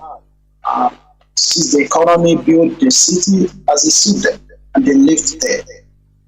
They don't have such analysis, exception of South Africa. Where is to see them today, and we can see what is going on. Our case was largely what we call exploitative colonialism. They came and exploited us. Their interest was the resource. They wanted the land and what it produced. They didn't want to leave their door. They want to extract whatever, steal whatever they can lay their hands on, and just keep enriching their country. In this case, United Kingdom, UK. British colonial masters were on a mission to steal the resources of Africa. They brought British, French, and all of them, German, all of them came to Africa. Portuguese, they came with the purpose steal and impoverish Africa. Now, the two scholars I mentioned, Kujano and Escobar, in South America, there have been a huge amount of studies about the the influence living experience continue to have on their development. You know, even in the 80s, there was this movement that sprung from the Catholic Church. It's called the liberation theology of the South America. It began in South America. It's a whole kind of different theology that instead of talking about where the mainstream theology is talking about, okay, accept Jesus as the Lord and your Savior. Jesus came, he died, and saved us, and he came to save us from sin. American theology, the South American theology, they argue that no, he didn't come. It wasn't for sin that Jesus came for. He came for justice. So salvation. It's about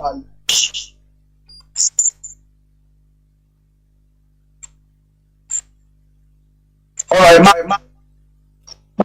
call me back. I'll hang up. Yes, please do hang up. Let me call you back, please, because they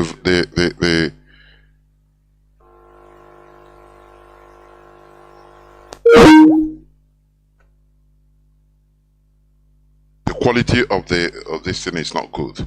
So we must continue. We must continue, please.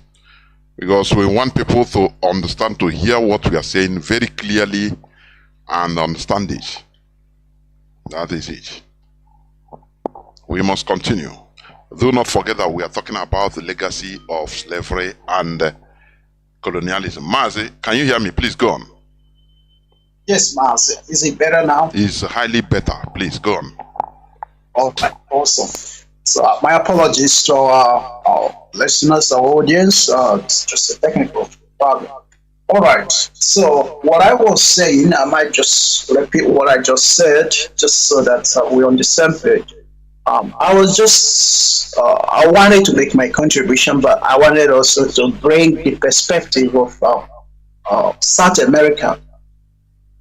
South America, like Africa, we are also colonized. South America as a continent was largely colonized almost single-handedly by Spain, and that's why they have the Spanish. Okay, I mean the Spanish-speaking countries, continent. Now, one case, we are different countries, and that's why our case is more complex, and probably that's why it's been very difficult to come to a kind of united view as to how to go about it. But that's why what we're doing is important. And as I was saying, there are two leading authors or scholars, sociologists, and an anthropologist. Quijano is a Peruvian sociologist. He made a great contribution to this whole topic in a way that he has changed the course of the colonization in South America. And another key person was Arturo Escobar, himself Colombian scholar. They both are very, they pioneering the whole study in this whole field. Now, but before I go right into their idea and see how that even is quite relevant to our conversation tonight, I would like to also repeat what I said. I said that when we talk about legacies of colonialism, we have to understand that there are two forms of colonialism or types of colonialism. One is called settler colonialism. Okay, in the settler context, you have the colonial masters. They lived in a place, so they seized the land. That's a genuine case of occupation. So they took the land from the people. They confiscated the land. They took control of the resources of the people, control of the government and the economy and all that. and killed the people. It was extermination, systemic extermination of the people. You have that here in Australia, obviously, where we are talking and speaking to you from. But in South America, it was the case of settler colonialism. In Africa, it was not a settler colonialism, except obviously South Africa, where you still have them still living today. It was exploitative. So they came, they took our resources, not without causing us perpetual harm and the underdevelopment or underdeveloping our continent. But it was not just the English, it was also the German, the Portuguese and all that. Africa was pretty much a cake. Everybody wanted to have a piece of. Now, how do we undo this? People might say, well, why are you talking about this all the time? It happened, it was an event in the past. No, it was an event in the past, but it's having a lingering, devastating impact. The effect it still has today is very devastating, it's destructive. It is preventing us from moving ahead in terms of economic development. What South America did was to study their own experience. And these two scholars, Escobar and Quijano, they took it from that angle. They developed the concept of coloniality. Coloniality simply means this whole context, this whole, Quijano talked about coloniality of power. He looked at the legacies of colonialism that are being perpetuated, that are still ongoing, that are still hindering development in their countries. He studied this from the perspective of power. So the perspective of control, influence, hegemony, economic power. That was interesting because although Spain had left South America, the Spain influence on the continent of South America is enormous. Enormous. It's incredible.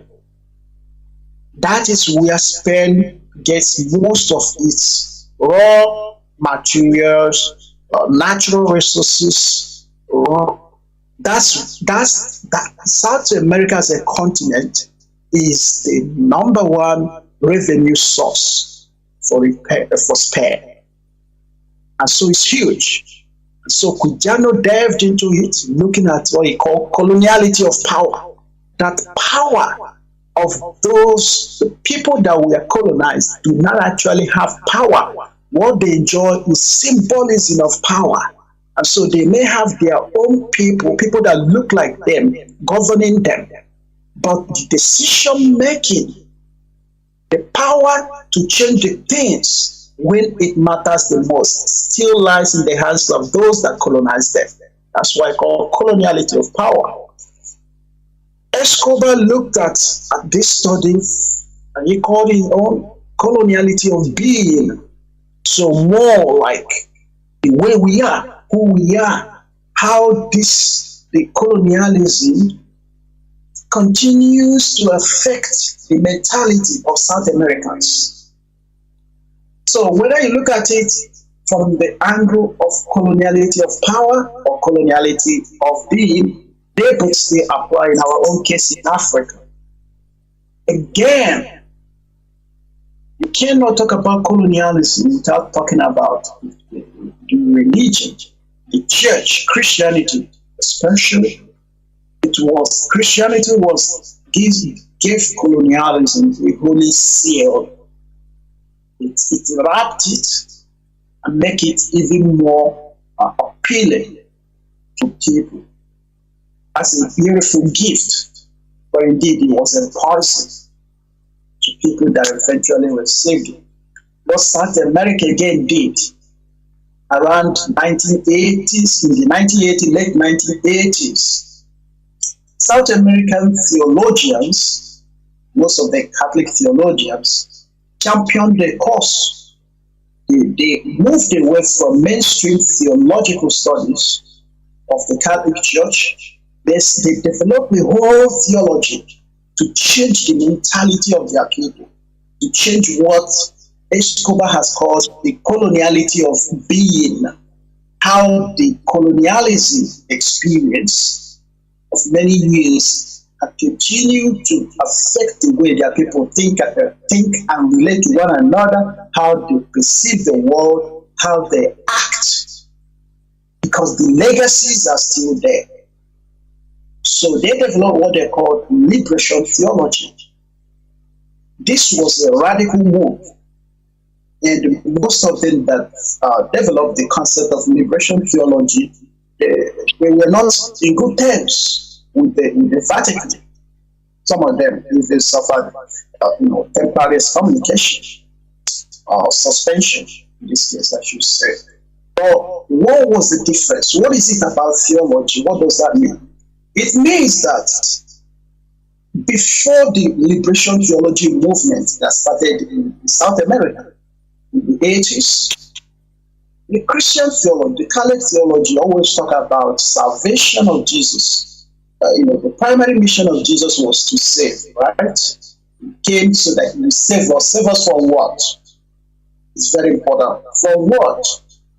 The Christian theology, traditional Christian theology, says it comes to save us from sin. The theologians that led liberation theology in South America, they argued that it was not a sin as a spiritualistic thing, as something that does not exist. If it was sin, it was the sin of institution, it was the sin of colonialism. Therefore, the mission of Jesus was not to save from sin, but to bring justice and liberation. Therefore, liberation theology. They changed the course of the church. And when I say church, now I mean the whole church. Even the Pentecostal, everybody, you go today in South America, anywhere, and talk about theology, but look at how they implement their theological values. Their understanding of Jesus is Jesus as liberator.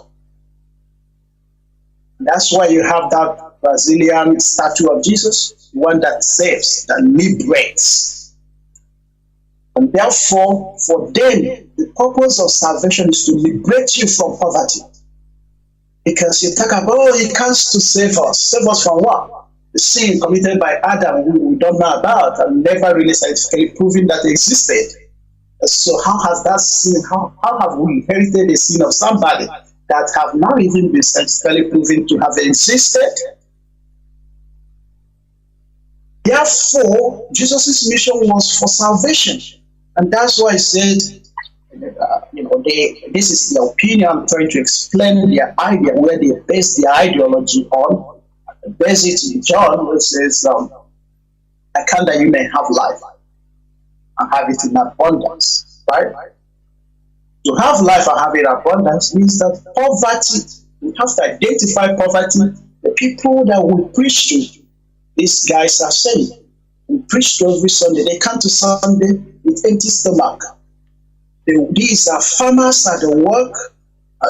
Farmers, they work all week and they make nothing because a few rich, gang of rich people in all the countries, they have taken control of the economy.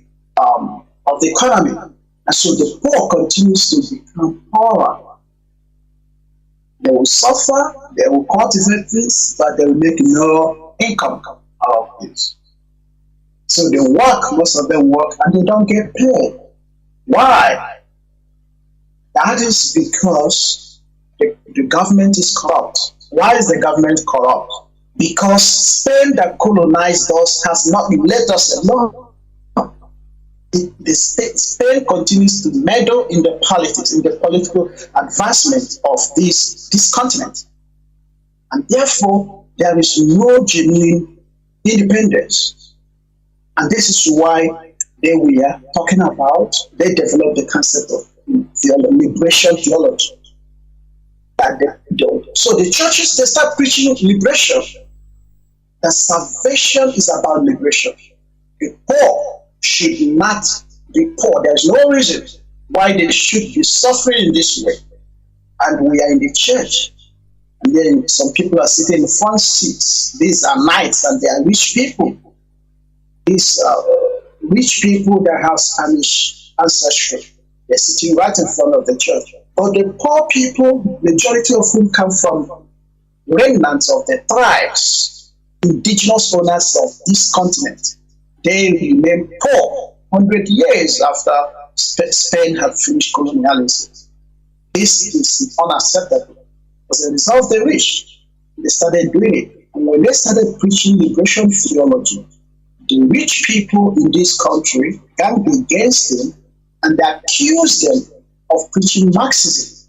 And so they were reported to Vatican, and some of them were sanctioned, and even some of them were murdered because they spoke the truth, because they sided with the poor, because they spoke in favor of justice and freedom. They condemned persecution, they condemned the drug dealers. Majority of them were rich people. You know, even a bishop was murdered at some point. Oscar Romero, Archbishop Romero of Salvador, El Salvador. So now, moving away from that, because why I share that part of this whole story is that there is a work for everybody. When we are talking about decolonizing our mind, everybody has a role to play. Those in the religious institution have much role to play. They have to come up with a theology that really empowers our people, that really brings about true liberation and freedom. Not a theology that is spiritualistic, out of touch, that does not do nothing for the poor other than imprison their mind and keep them poor. That was the difference that we witnessed. That was the difference that gave the good result that we've seen today in most South American countries. It's still not a perfect continent, but they've made a significant growth from where they used to be, and they continue to. Let's come to our own continent in Africa. Let's come to our place now. What are we facing? When we talk about legacy or legacies of colonialism, people think that these are, unrelatable concepts. What are we talking about? These are so immaterial. These are so ideological. They don't really materialize in reality. But that's not true, because they do. They do. To understand legacies of colonialism, we need to understand the control of economy, the control of power, the control of family structure, sexuality, and gender, and of course the control of institutions. These four things are the things I would like to focus on when I make my contribution to many part of it.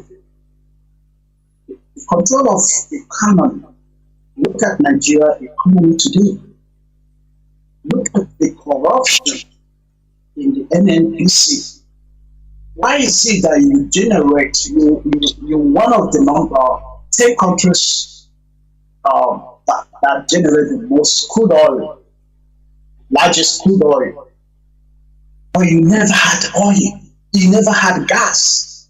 Nigeria has always struggled with the lack of oil, exorbitant prices attached to crude oil, gas, petrol. Why is it that it's so expensive to buy fuel in Nigeria, a country that generates most of the crude oil of the world after Russia and to other countries. Why? Because you're not in charge. Because the people are not in charge of their economic process, or the process of economic growth, development.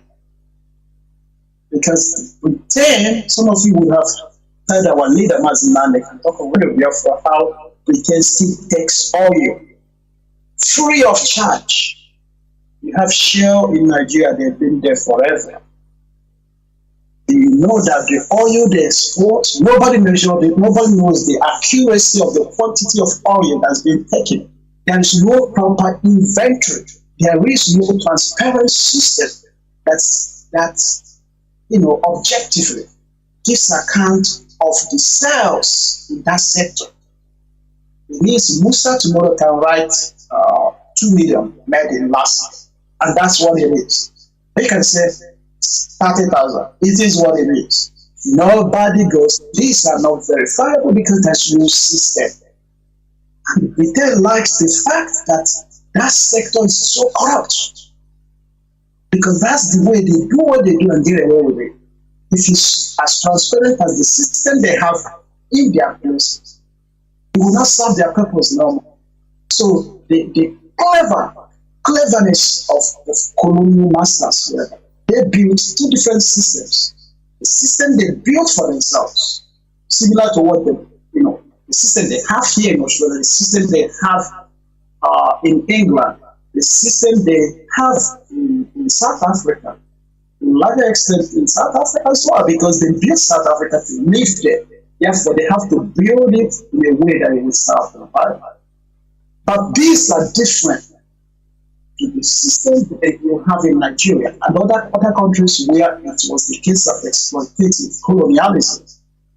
So when we talk about continuing legacies of colonialism, look at the economy sector of Nigeria, look at what's our economy or the zoo's economy is disproportionately more than usual. So disproportionately based on oil, right? Crude oil. And that crude oil comes from Biafra land. Comes from our land. This is our oil. But look at our land, how it is. Move away from economy. Let's look at power. Have you asked yourself, you said, oh no, but Britain is not our government. We have governor here, we have president, we elect these people, blah, blah, blah. No, you do not understand. There is nobody that you elect and they successfully remain in that position that has not been vindicated. No, not vindication is not the word. Validated by Britain. That's why during the campaign they run to Britain. Every candidate wanted to have a conversation with the British government. Why? They are seeking validation, including P2B. All of them.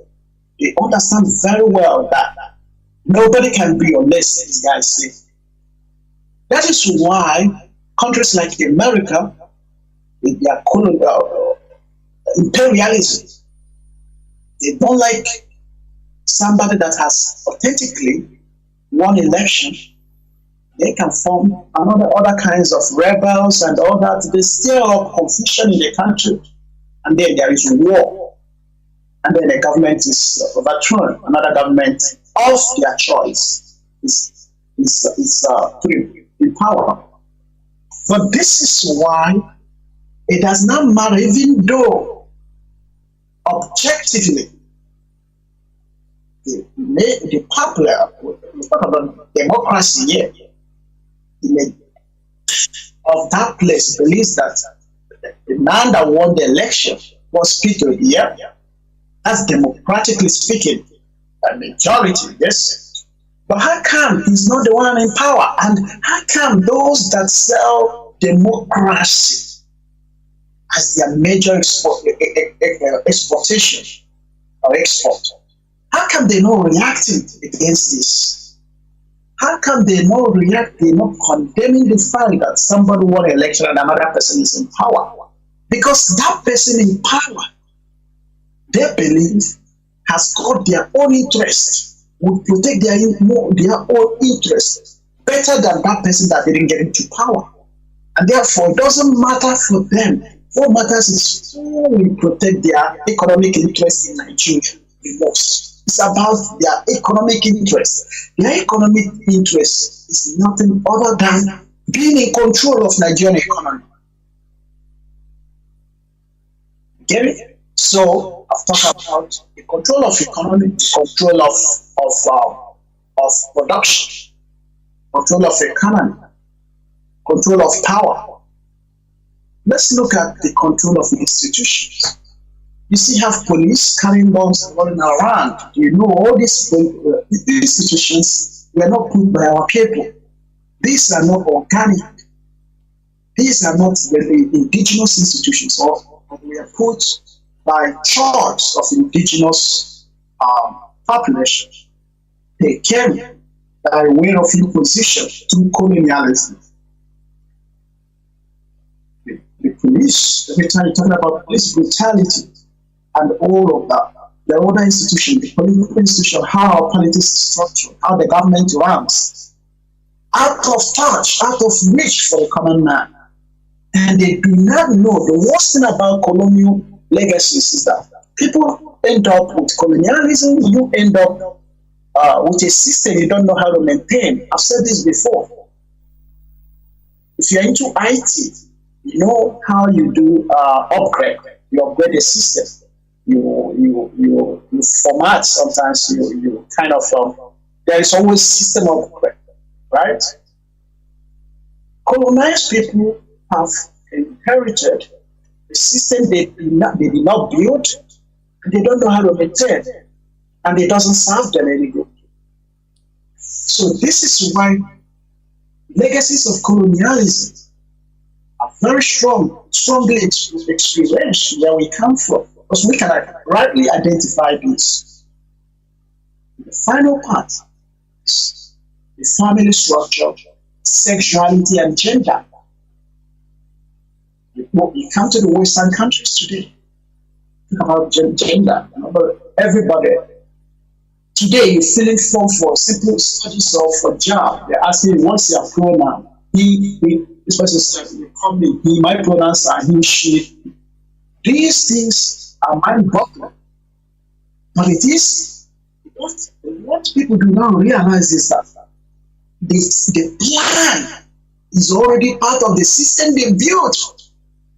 So they may have left Nigeria in the 60s, but the system they built makes it, and they still in control of, makes it so easy for them to always update, always to add something. That's why they are forcing all this same-sex, gender, LGBT ideologies. They are forcing our government. Just go on social media today, everybody, content creator is trying to, maybe a man is trying to dress like a woman. These are really, really intentional. It is deliberate. African leaders are being harassed.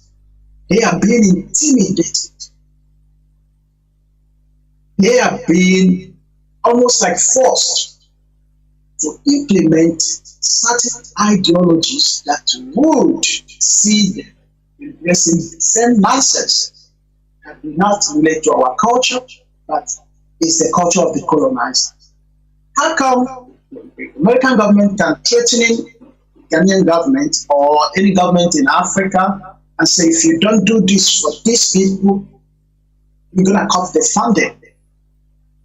That is economic manipulation. That is economic control. It comes down to control of your family, pet control. It comes down to non-gender, sexuality, all of this. Somebody might ask, but what is the legacy I'm talking about? In layman terms, I share a story. A friend of mine last Christmas bought two mobile phones One for his girlfriend back home. Another one is for his sister.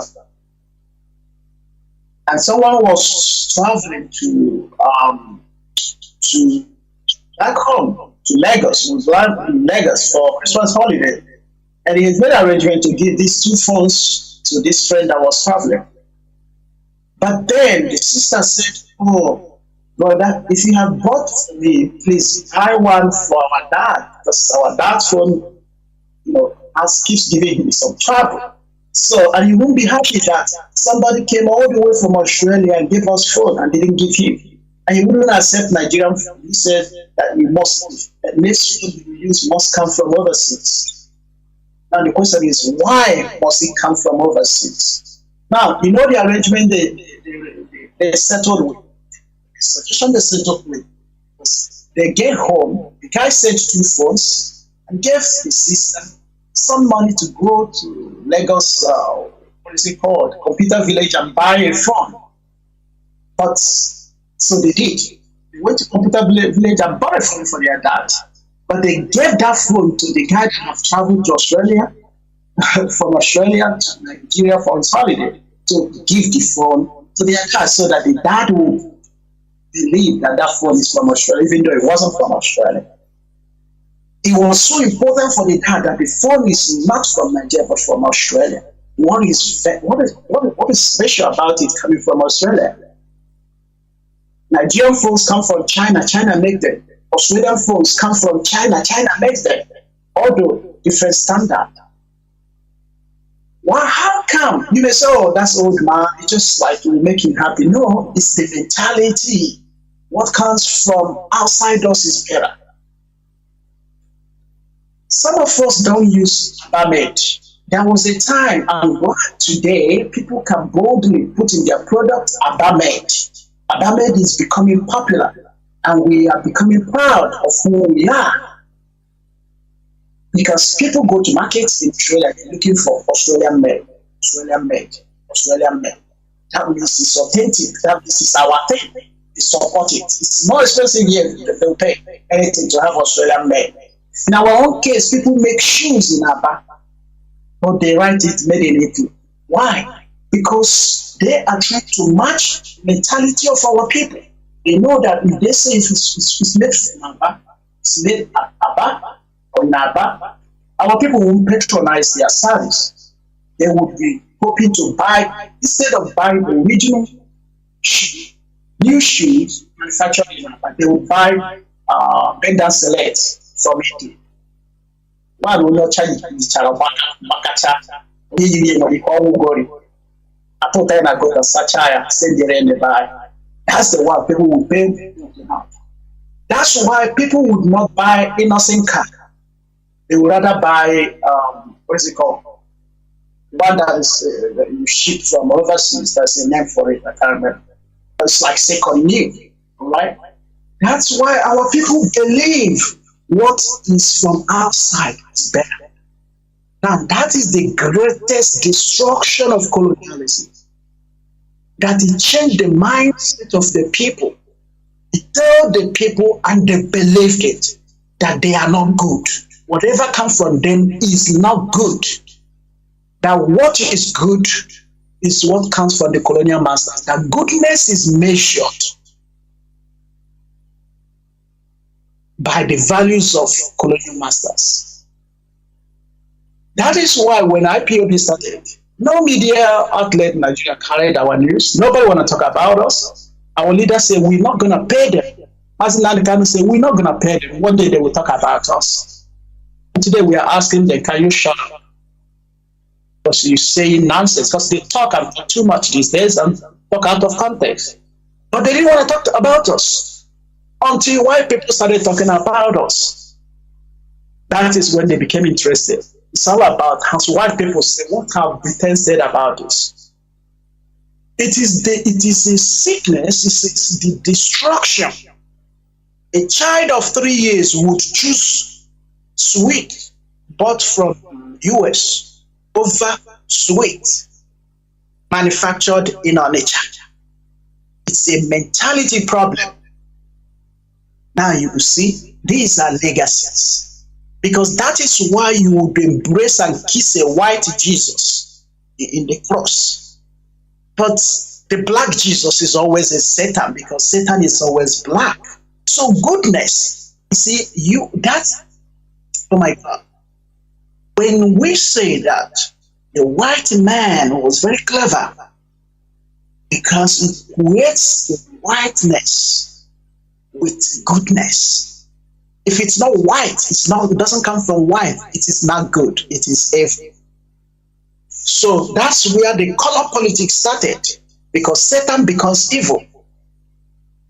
Anything that is evil, sorry, not Satan, blackness becomes evil. Anything that is evil, including Satan, was identified as black. That's why you have image of white angel marching on a black devil. And the snake. You still have this. Unfortunately, you have theologians that parade themselves as pastors and priests and all that, but they still have white images of white Jesus, Caucasian Jesus and a statue of a white angel marching on a black devil, Satan or demon. You see, it's a mentality thing. It doesn't matter what you study. You can still not be, your mind can still be in chains of colonialism. You really don't need to study theology to come out of this. You don't need to even go to university. You have professors that are still as much brainwashed as anything. But now we understand what we're talking about. And this is why it's very important that we keep on looking at how to undo the legacies of colonialism.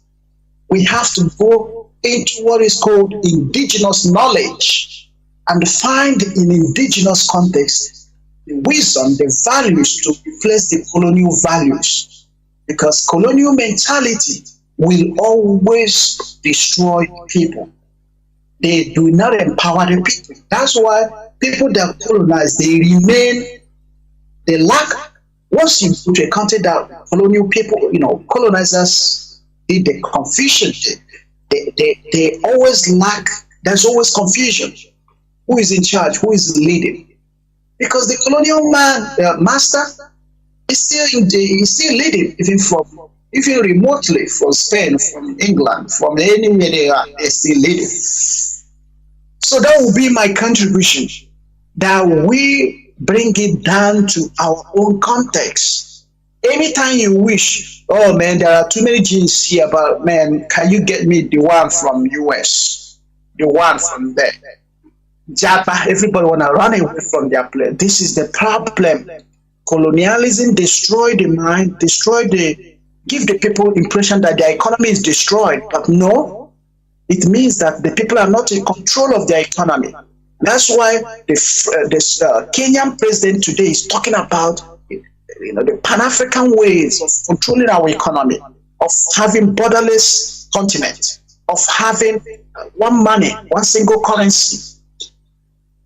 I hope this man doesn't get killed because his ideas are fantastic, but these ideas are always seen as, enemies. Anybody that has these ideas will be seen as enemy of the West. This is what we're talking about. So, Mazi, I will stop here and hand over to you, and then we'll have a leverage. There, Mazi, we must continue. Do not forget that we are here today live on Radio Biafra HAUSA-SERVICE through Radio Biafra London. And today is Saturday, Obochiafo, the 29th day of July 2023. We are here on religious discussions.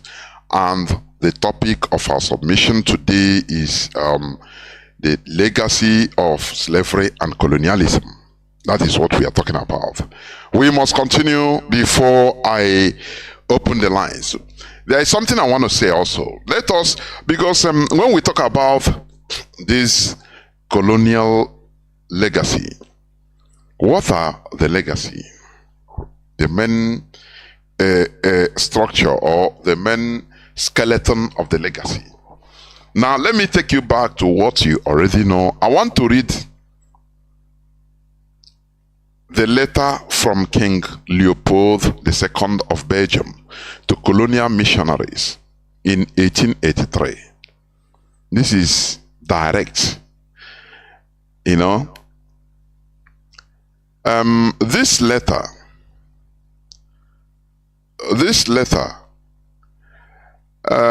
it was exposed. It's a direct letter from King Leopold II. It was able, we are able to know it, to read about it, because according to the history,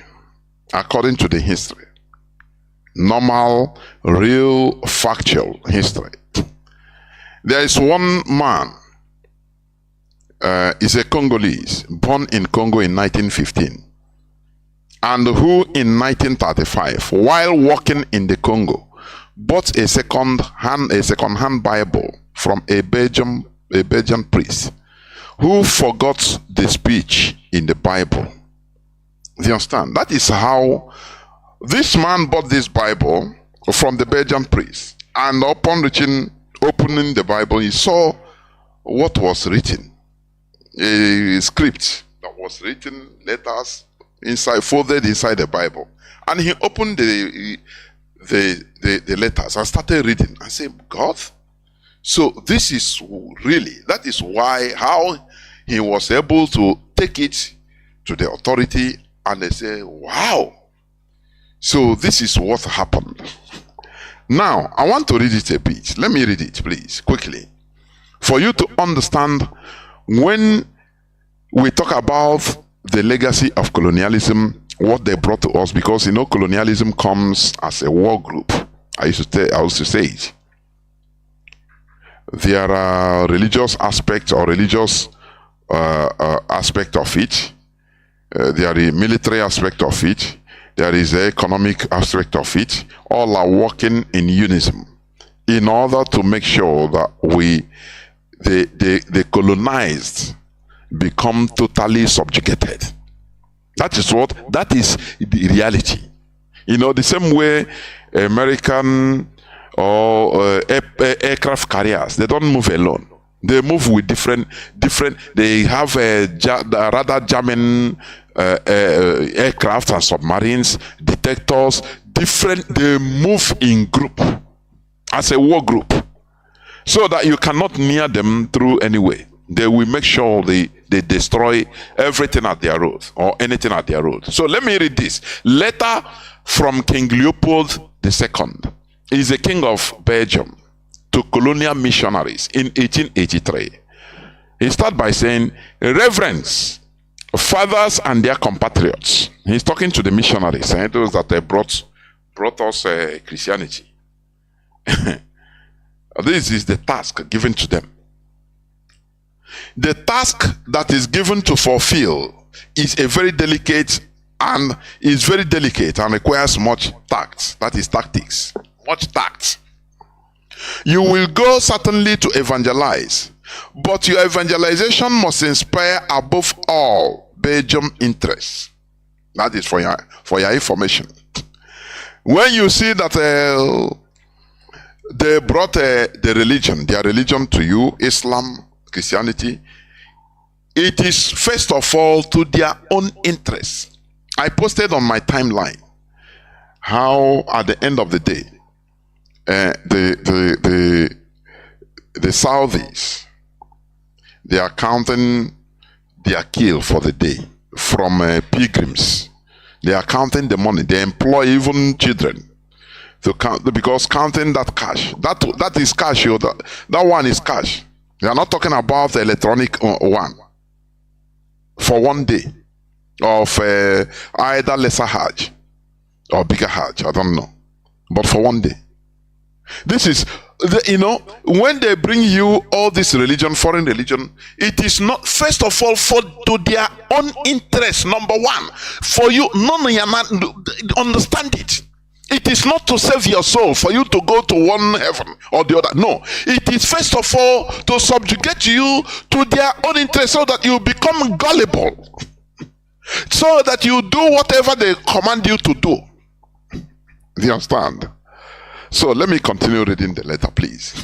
The task that is given to you is to fulfill. It's very delicate and requires much tact. You will go certainly to evangelize, but your evangelization must inspire above all Belgium interests. It didn't say above all God's interests or heavenly interests. No, Belgium interests, European interests. Your principal objective in our mission in the Congo is never to teach the niggers to know God. This they know already. I don't know. When Mazi continue. That's all now people are understanding. I don't know. Here the man didn't say no. For you to serve God, is God first. No. Belgium first. European interest first. Forget. He say you are not going there to teach them to know God, because God, this Negro, they know God more than you. What we are going is conquest, is what the man is like. Conquest, so that we can, tune them as we want with our religion, and they will obey. The same way the caliphate, the Fulani Caliphate, is trying to conquer, come to Igbo land with Islam, so that they will use Islamic sentiments to control us. Do you understand me? To control us, because there is nothing they can use to control us more than religion. So that when they talk, you kneel down. You go to meet their imam, you kneel down. They tell you what to do. First of all, they consider their interest first. But for you, you are serving God. That is, you are ignorant. Because we knew God more than before these people came. We know God more than them. What they are coming is, what they came for is conquest, colonization, slavery, nothing more. Now let me continue reading. This is direct letter of King Leopold II. It's in your that smartphone you are using. It's not only for watching content creation or prank or any other thing. Google it. Letter from King Leopold II of Belgium to colonial missionaries, 1883. It is not long time. You understand? Okay. The man said, your principal objective in our mission in the Congo is never to teach the niggers to know God. This they knew already. They speak and submit to a Mungu, one Nzambi, one Nzakomba, and what else do I know?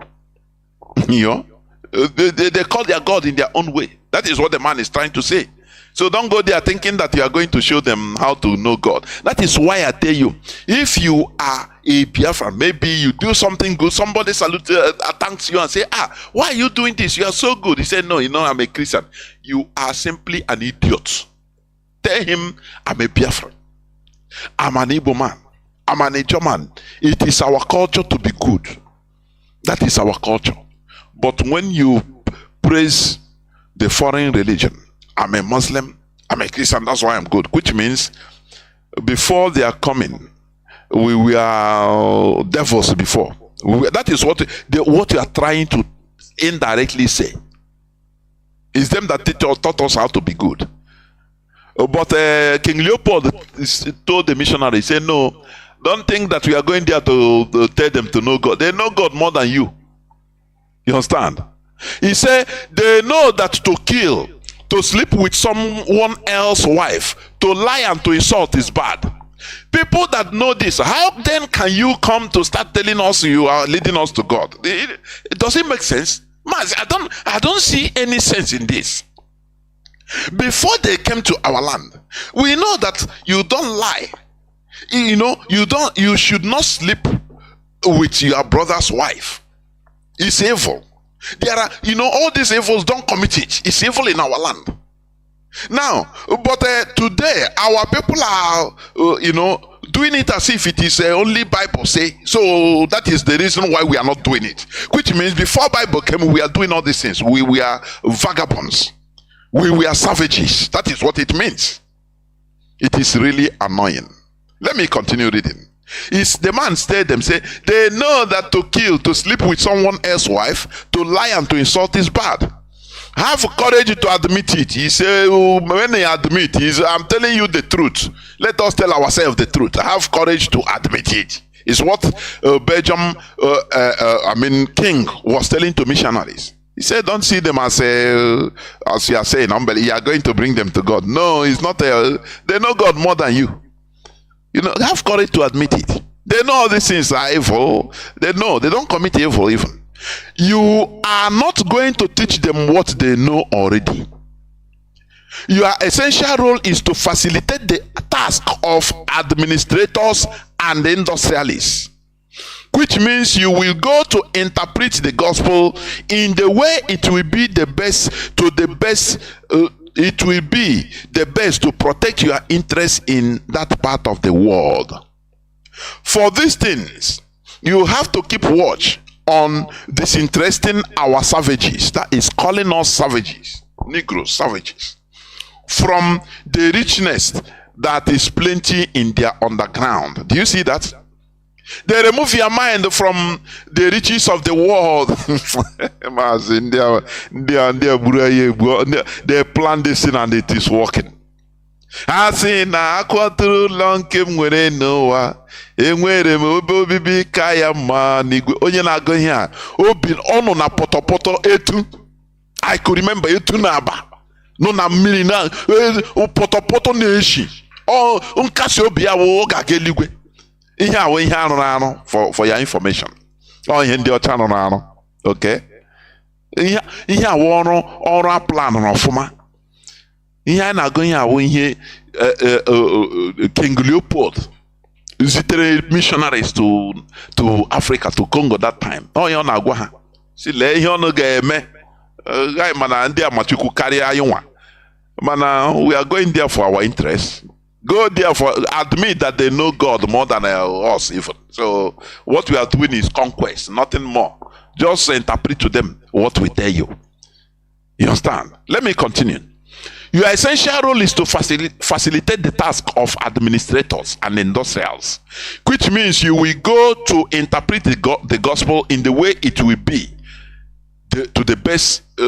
It will be the best to protect your interest in that part of in that part of the world.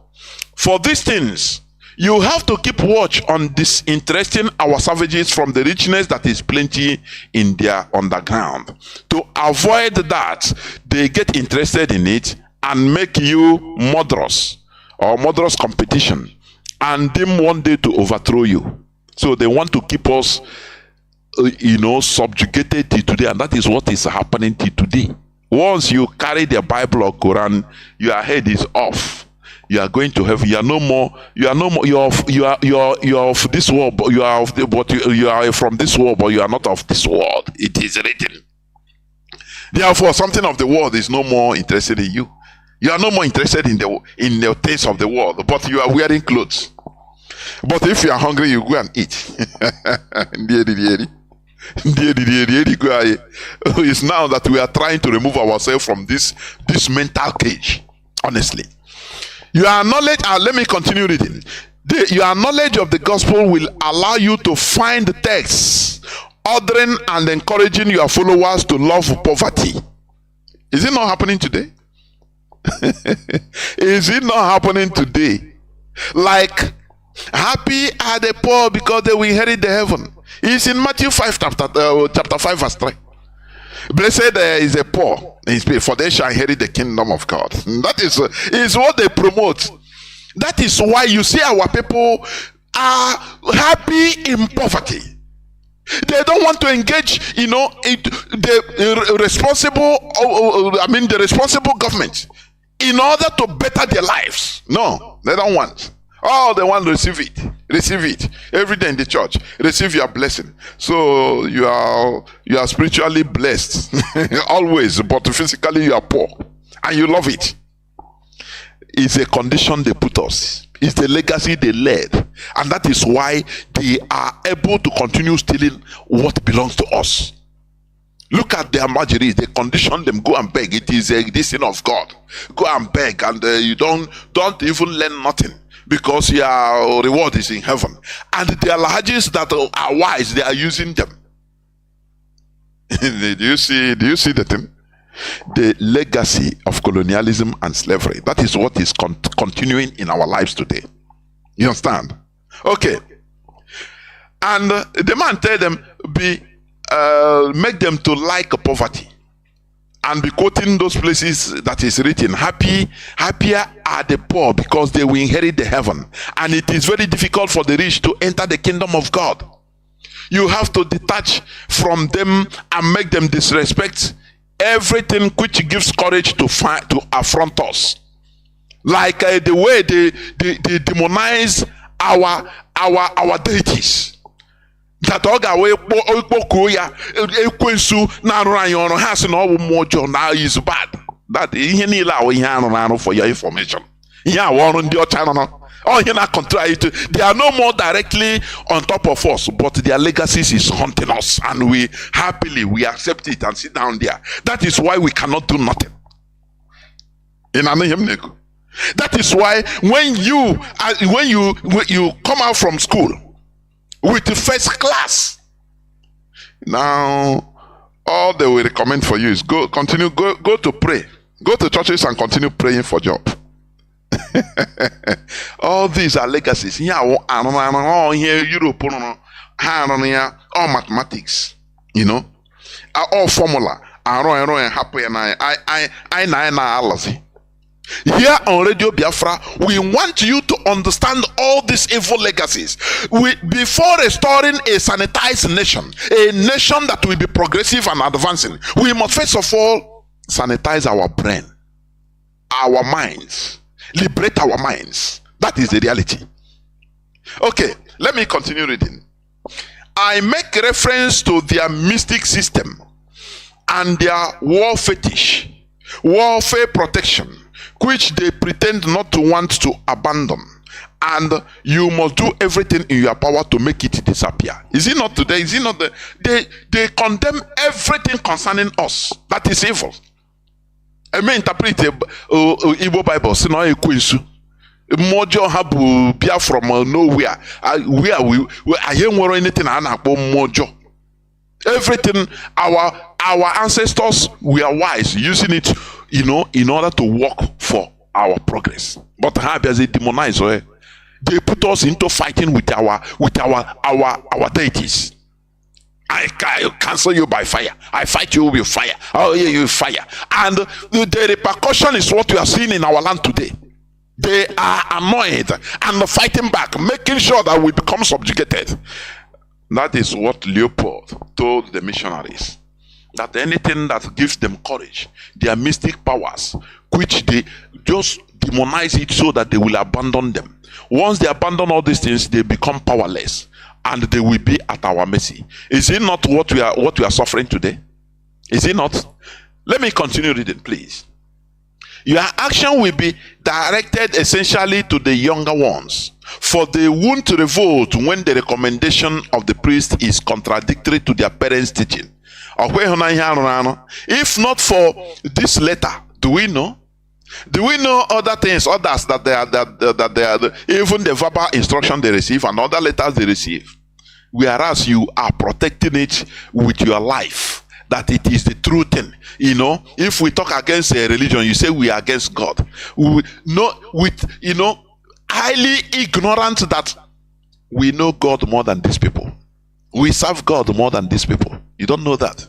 What they bring is conquest, mind control, mind bending, their own thing to conquer us. Do you think that if all these things is real, that they will bring it to us and leave it for us? Do you think that? Let me continue reading.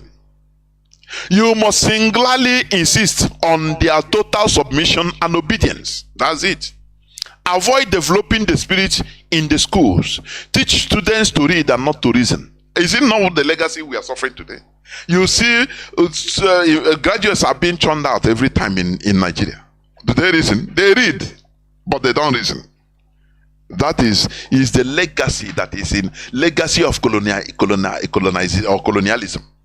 The legacy that is haunting us. We need to shed this thing out from our brain.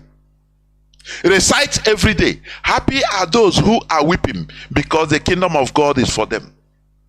I want to hear and I sing every time now in our label. That is why they don't care about the government building roads. They don't care about the government putting up infrastructures to help their lives, because they believe that once the happy are those who are weeping, because the kingdom of God is for them. So if the kingdom of God is for them, why should they care about the kingdom of human being they are in? Why? That is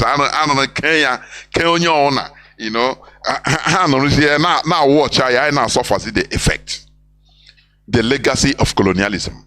But we must remove it from our brain. Convert always the blacks by using the whip. Keep their women in 9 months of submission to work freely for us. Force them to pay you in sign of recognition goats, chickens, and eggs every time you visit their villages. And make sure the niggers never become rich. Are you seeing it? Sing every day that it is impossible for the rich to enter heaven. Make them pay tax, and each week at Sunday Mass. Is it not what is happening today? Any reverend father that comes into a parish, the first thing is if there is no car, the poor people that don't have bicycle must contribute to buy car first. This is the legacy of colonialism that is being retained, that is killing us. You must be paying. Pastor will preach, oh, you have to sow your seed. All these are colonial legacies without pity. The worst part is down that it is our own brothers that now are continuing this legacy in order to torment everybody. That's why you see pastors, they have private jets. They don't pity nobody. You give them anything, they don't even no need thank. They tell you, am I thanking you? You are giving it to God. And how is God going to eat it? Who is going to take charge of it? It's them. They will not even thank you. They will even as a command that they will give to you. That is the worst part of it. This is something that has been given down, handed down by the colonial masters, because that is how they behave. That is how they are told to behave, the missionaries. And that is what the pastors, the reverend fathers, all of them are today. It is your duty. When any person that died, they will first of all come and check the list. If you are owing anything, you must pay everything before they come and bury you. Is it normal? Is it normal, all these things? And we continue engaging in this legacy. We continue. We need to change. We need to change our attitude. It's not about Biafra. Biafra must come. Biafra, you want a country that will come and everywhere worse than Nigeria. Is that what you want? We need to start by sanitizing our mentality, and that is what we are doing. Let me continue quick because time is not on our side, please. Now, make them pay tax each week at Sunday Mass. Use the money supposed for the poor to build flourishing business centers. You see it? Institute a confessional system which allows you to be good detectives, denouncing any black that has a different consciousness contrary to that of the decision maker. Do you see that? Why they institute confession center? You talk to Reverend Father secretly. He will have every of your secrets, and he will use it. That is the wisdom. This is wisdom. It's not it didn't fall down from another planet. It's wisdom. They studied, they made sure they became good at it. Good psychologists, philosophers, and they're using it, and it's working. It's working for them. I know Allah. You understand? Okay. Now, he said, when any person that is why the caliphate hates IPOB, Mazi Nnamdi Kanu, because he's bringing another consciousness. Do you understand? He's making people, opening people's eyes. They hate somebody that open people's eyes. More than anything. Do you understand? That is the worst thing you can do to colonizers. Making people to run away from ignorance. To run away, to depart from ignorance. That is imena colonizers.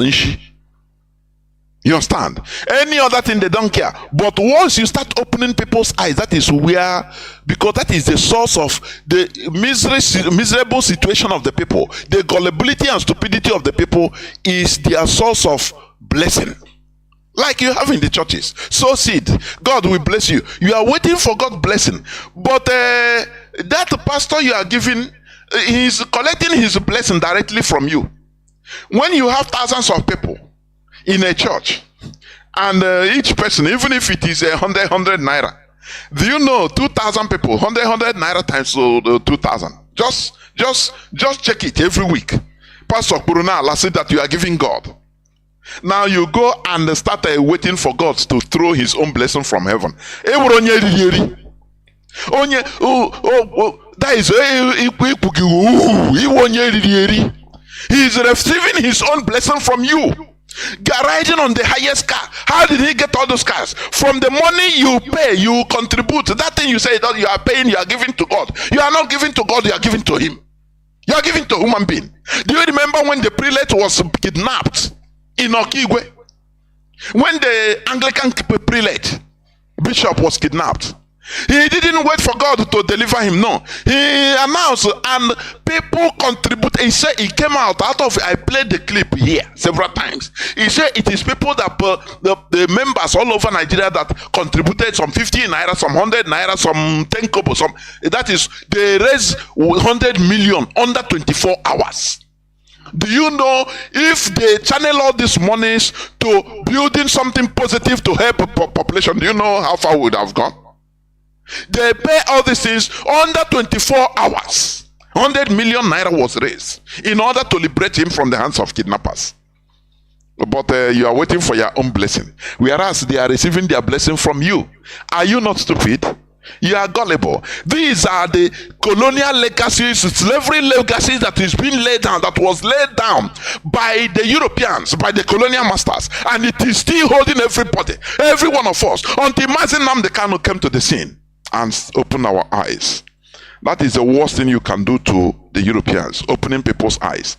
Do you know, since 2015, when they remove our satellite, the IPOB Radio Biafra satellite, do you know that IPOB started going from country to country, Western countries, to the extent you go to IPOB went to Christian channels to help us hang our own, hook our own on their Christian, that I will call Christians like you people. And they don't care, they don't want to know. They refuse. The Christians. Oh, Chineke. If only if people will understand. In the help, the standard I know today. These are the people they program you to hate. Finally, our help to put our satellite is the people that, if I say it, you will surprise. These are people that you are programmed to hate, but you don't know that they are savior. You know, colonial legacy. This program will make you hate your savior. You will take him as a demon that is killing you. You don't know that he's the person serving you. But the manipulators, the colonial masters, they know what they are doing. They program all these things so that you will not be seeing clear. This is the letter of King Leopold II to the missionaries, to teach them how to enter the black people, the niggers, so that they get the result of what we are seeing today. Africans today, they are no more, they are either Christians or Muslims. No, our own originality, our own spirituality is demonized completely everywhere. It's relegated to the background. If not for this awakening that is happening, this wind of renaissance, and I want you to be part of it. That is what we preach here. You understand? Let me finish it. He said, the man continues. He said, don't give him more than one cigarette. Never invite him for dinner, even if he gives you a chicken every time you arrive in his house. That is what makes these pastors, the reverend fathers, to be highly arrogant. You give them anything, they feel that it is your obligation to give. No thanking. After all, you are giving to God. They use mentally, they psychologically, they hold you hostage. They say, if you don't want now, don't give, and you will see the repercussion. In order to make you fear. That is, this thing, they build everything on fear factor. Continue anything that fear. Now, do you want me to? I'm not thanking anybody. That is what the pastors say. I'm not thanking you. Why should I thank you? Are you giving to me? You are giving to God. And you see that now you ask, who is going to use all this money? Is it not you? Is it not the reason why they are riding the highest car? Why they are living in mansions? Why they are going on private jets? They see only the suits of a Suleiman. All these pastors. He can open, shops for different people at a time. Only one suit, one his regalia. But you are giving to God, and He is squandering everything. It's a program. These are the legacies of the colonialism and the slavery. Let me continue a bit. The above speech, which shows the real intention of the Christian missionary journey in Africa, was exposed to the world by Mr. Mukwani Bukoko, born in the Congo in 1915, and who in 1935, while working in the Congo, bought a second-hand Bible from a Belgian priest who forgot the speech in the Bible. Do you see that? Do you see that? Now, we should note that all missionaries carried out and still carry out this mandate. We are only lucky to have found King Leopold's articulation of the aim of Christian imperialist missionaries to Africa. What of the instructions of a King of England? Do you see anyone? It's the one we saw. What of other instructions given to them, other secret instructions? Do you know anyone? But today you are defending all these things. He helped to control you. Now you swallowed it hook, line, and sinker, relegating our originality to the background. And you are quoting and, using it as a pride, quoting, that as your source of morale. You are simply ignorant. For your information, you are simply ignorant.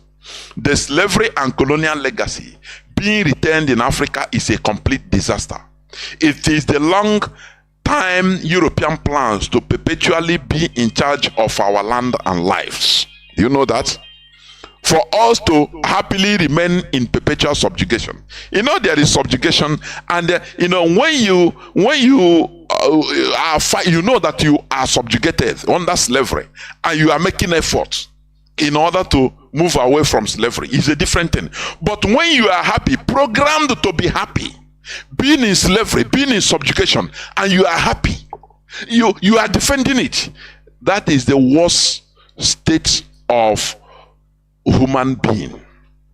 That is why Black Africa is at the bottom layer everywhere, because they are programmed to love the legacy of slavery and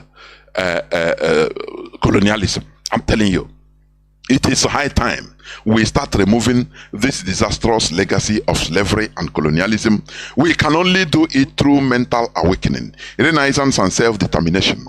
Therefore, we should join hands together to make this project a success. Mazi, please use at least 10 or 15 minutes to also conclude what you made. Thank you. Before I open the lines, Mazi. Thank you, Mazi. Dear friends, it is only us that can undo this. It's only us that can decide and determine a new way of doing things, a new way of living for our people. The greatness of our people can only be defended, championed, protected by us, by our resolve. Nobody will do it for you. Those people that colonize you would like to still keep you in that state. And that's the state we are, hence the legacies we're talking about, colonialism. It starts with us and it ends with us. The decision to stop thinking the way we're thinking, because the greatest Go on. Are you there? place. Yes, Maz, I'm here. Can you hear me? Mazi Ekene? Hello?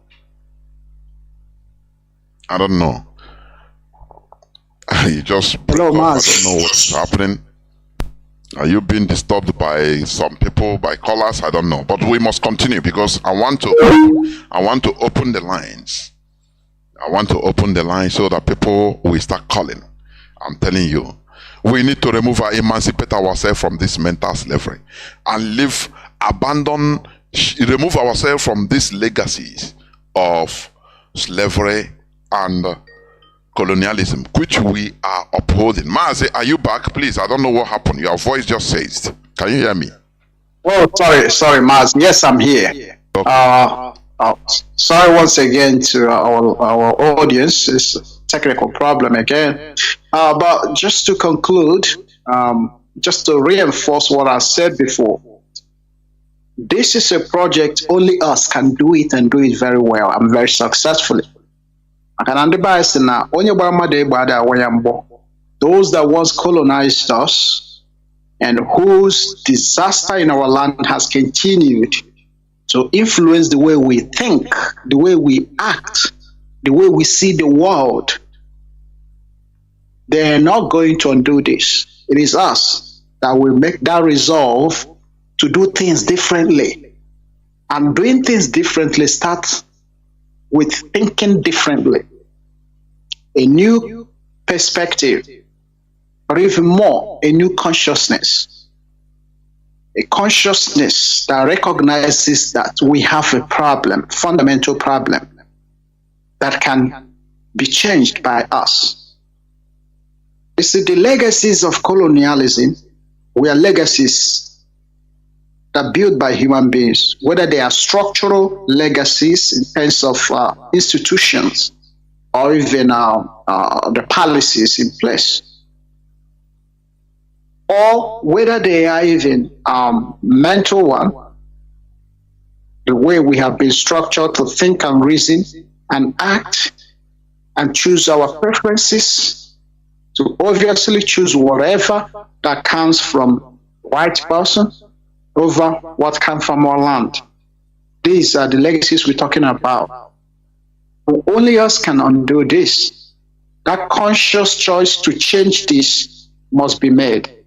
And that will be my contribution, that we start changing the way we think, that we start coming to recognition that everything we've been told about what we believe, whether what we believe in terms of best policies in government, best system of government, or in terms of religion, we were not told this because truly the man that colonized you and killed your people would like to share heaven with you. No, there was something like that, they will not share it with you. You were told this because that's the only way to enslave your minds. That's the only way to keep you in check. It's all about control. And the letter that Maz has read has really articulated the whole process and the experience of our people at that time. And you can see in that why we can now be talking about legacies, because there are persisting consequences of colonialism. The way our people structure their life around churches is a clear witness. The way people sleep in the church or in churches praying for success and give their money, invest in churches instead of investing and developing industries and factories and the systems that would help them to build a better society. They invest in church and they sleep in church crying and begging for money, begging for little success in education, success in business, success in everything. For children, success in child labor, in delivery, we beg God for literally everything.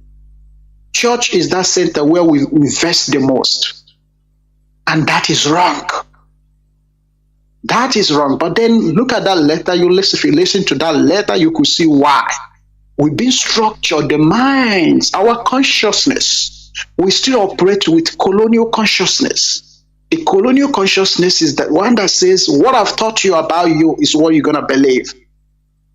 That everything about me as a colonizer must values you must aspire to acquire. And that's why we bear the names of our colonizers. We speak their language. We want to go and live in their country, even if it means cleaning their dead bodies, cleaning their elderly, and looking after their cats and dogs and all that. We would gladly do that and thank them. Even if they reject our applications or they send us back at the airport 10 times, we will willingly come back and apologize and still submit a new application. The desperation to be like our colonizer is an example of colonial mentality and colonial legacies that we want to destroy. When we destroy colonial legacy completely, then you will value what comes from you first. You will start thinking Biafra first. At this point, people are divided in about what they want. Some think, oh, religion. Don't even talk about religion. Because for me, my religion comes first. But a colonial master that brought that religion to you put the interest of their country, Britain, first. The Queen of England that sits in the front seat was more interested in colonizing your mind and seizing your resources and keeping you perpetual poverty than even you having any relationship or any kind of faith understanding. So if that was the system used by colonizers, why wouldn't you undo this using the same system? Changing the colonial, destroying the colonial legacy means believing in oneself, rediscovering the power you have in you, rediscovering your indigenousness, that the values we have as Biafrans and Africans outweighs the values, whatever nonsense that we can identify as values of the colonial masters, because they are not values really. These are things that change over time. Even their position about church has changed. Those things we were taught by the missionaries about all those kind of ethics and values, they have changed because their culture is changing. And again, religion is built on the cultures of those that colonize you. That is why whatever they want to they practice in the society, they also want you to practice it. Not only they want to enforce that. They want to force you to do that. We must collectively come to a point where we say enough of this nonsense. And therefore, I join my voice to that of what is the name of our brother back in Biafra land that sang Ndo Kachegaria, Matthias, exactly, to say Ndo Kachegaria. All of us that thought we've repented because we go to church, we must repent truly and stop investing in building churches. Some of us have grandparents that entire life spent all their money, whatever they got, they invested into building a church that never finished. You never finish building. Our life revolves around church. We go to school, you come back, you go to block rosary, you go to fetch water, you go to catechism, you go to Region of Mary, you go to crusade, you go to all these things keep us away from living like a decent human life, from developing our critical consciousness. And that critical consciousness that has been lacking is why the colonial mentality and colonial legacy has persisted. Now is the time to break away from that. And they start with that deliberate choice to say, I want to think differently. All of this that I have always taken for granted, I'm dropping them. Because what matters for me is me as African, as a Biafran, and what I can do for my people. Interest of my people first, because in the collective interest is my own individual interest can be protected. That is why African philosophy is about we are, therefore I am.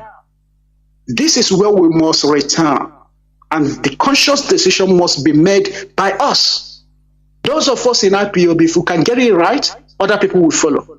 Not some saying, oh, my religion comes first. You are not different from those who have not even listened to Radio Biafra for the first time. We all need to do this, and it's quite urgent, and we need to do it deliberately and systematically to come out of this and build a decent society. That will be my submission tonight. Ndewo Mazi. Ndewo Mazi. Thank you very much. And we proceed going into a few minutes break, and thereafter the lines will be open so that people will start calling in. Please do not go away. We shall be right back. Don't go away, please. If you are watching me right now, you are mad. You're getting angry. You're getting worked up because I am saying that I don't believe in a white Jesus with blue eyes. No, you cannot say that. You are denying Jesus. Why did you allow the white people to make a white idol and you never complained? Now I'm saying it, you are getting angry. Why are you angry? You're not angry with me. You are angry with yourself. That you have been lied to for a long time, and for the first time you meet information on your face, and it's causing lots of what we call here psychological misunderstanding, cognitive dissonance in more professional psychological language. It's your own conflict in your own mind with your own belief system. Decolonize God. Number two, decolonize humanity. We cannot be taken only as Africans who don't have a soul. We are Africans. We are Al-Kebalam. We are Bantu. And for this reason, when they tell us that you are slaves, you are less than nothing.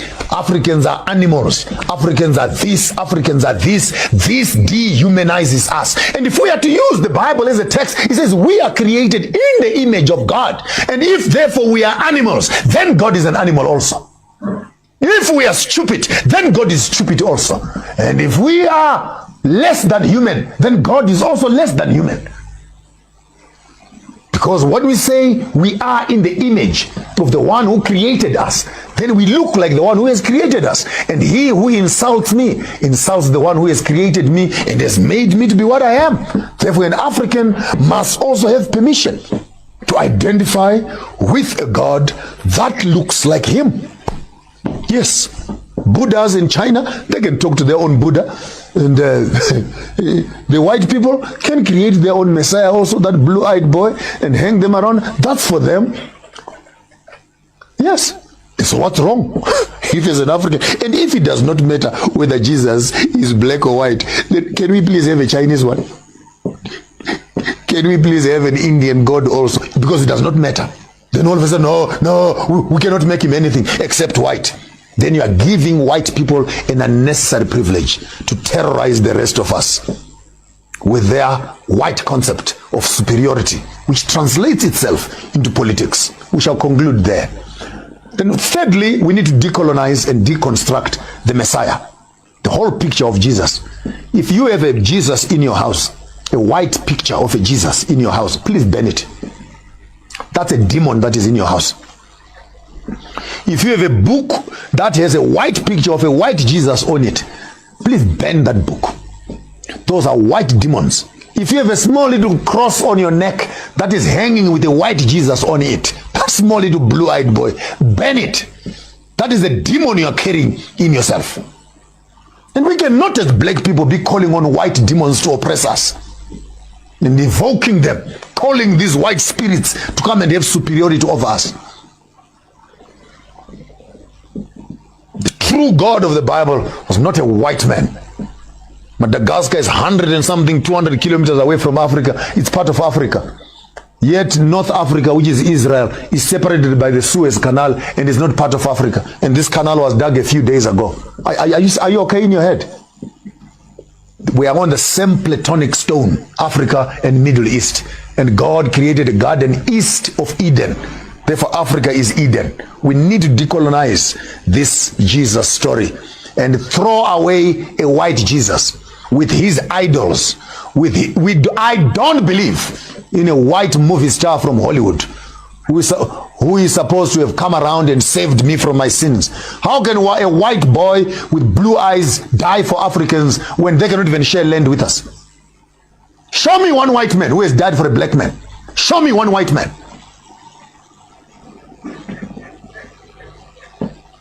25 million people dead in the sea on their way to America for slavery. 15 million people dead in Congo. 25 plus 15, 40 million plus people dead. And all their blood means nothing except the blood of a white boy. If you are going to do theology, do it correctly. Do it correctly and give me an option. If I want to believe in a white Jesus, I'll believe in a white Jesus. If I want to believe in a black Jesus, I'll believe in a black Jesus. But if you want to be true to the biblical text, then be honest as theologians. And I'm embarrassed to be sitting here as a theologian together with some of my theological friends who have gone to school to study, and when you come out of school to study, we actually continue to promote the wrong theology and push it in front of our own people. We have become the colonizers ourselves, Uncle Toms, who are sitting on the conscience of our people, which is wrong. Which is wrong. Welcome back. This is Radio Biafra HAUSA-SERVICE coming to you through Radio Biafra London.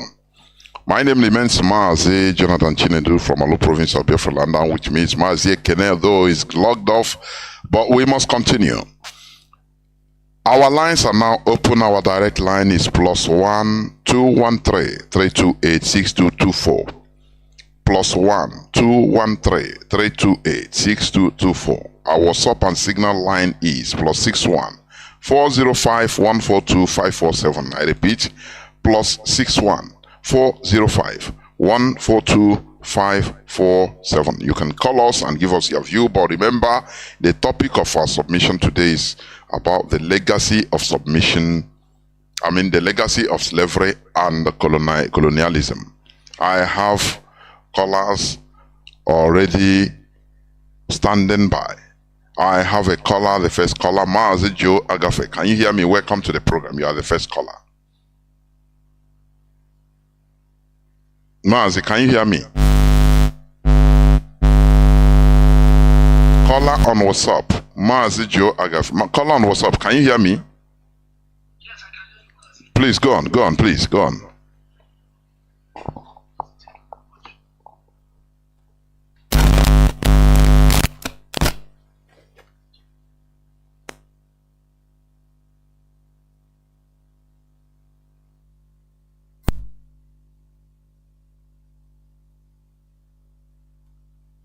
Now, Mazi, go on now. Your voice is coming out now. Yes, go on. Okay. It's better like this? Yes, go on, it's okay, go on.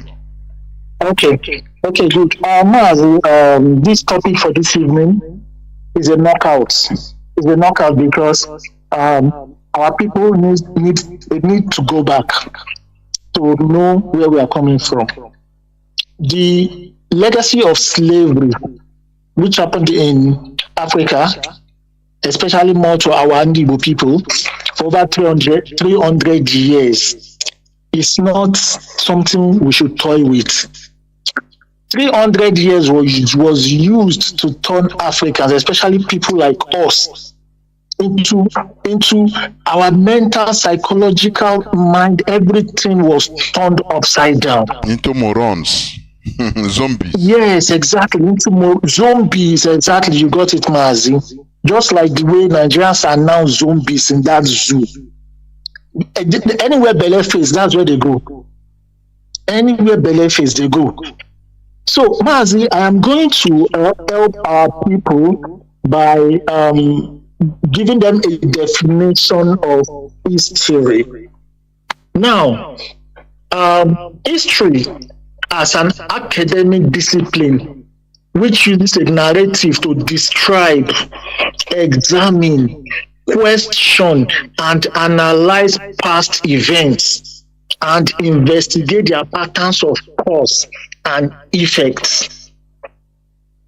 Historians debate the nature of history as an end in itself and its usefulness in giving perspective on the problems of life.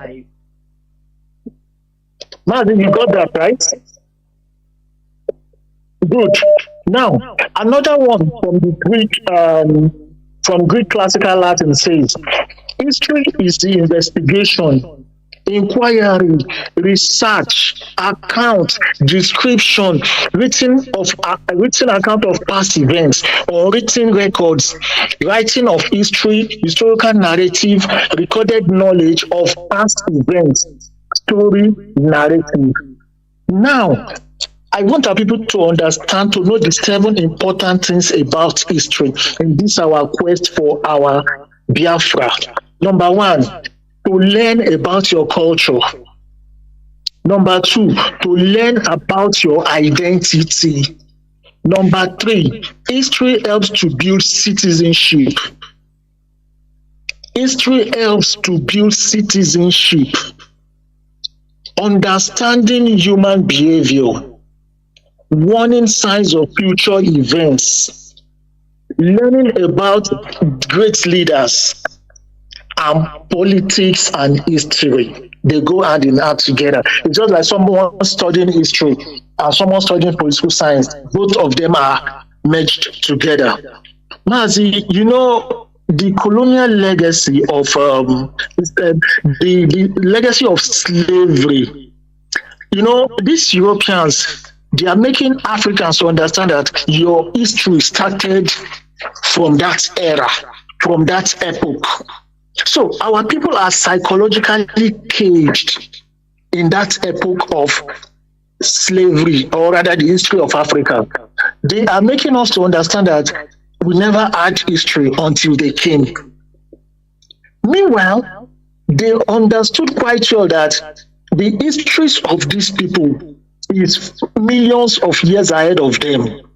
Look at what is happening in Egypt. Okay, Mazi, look at now.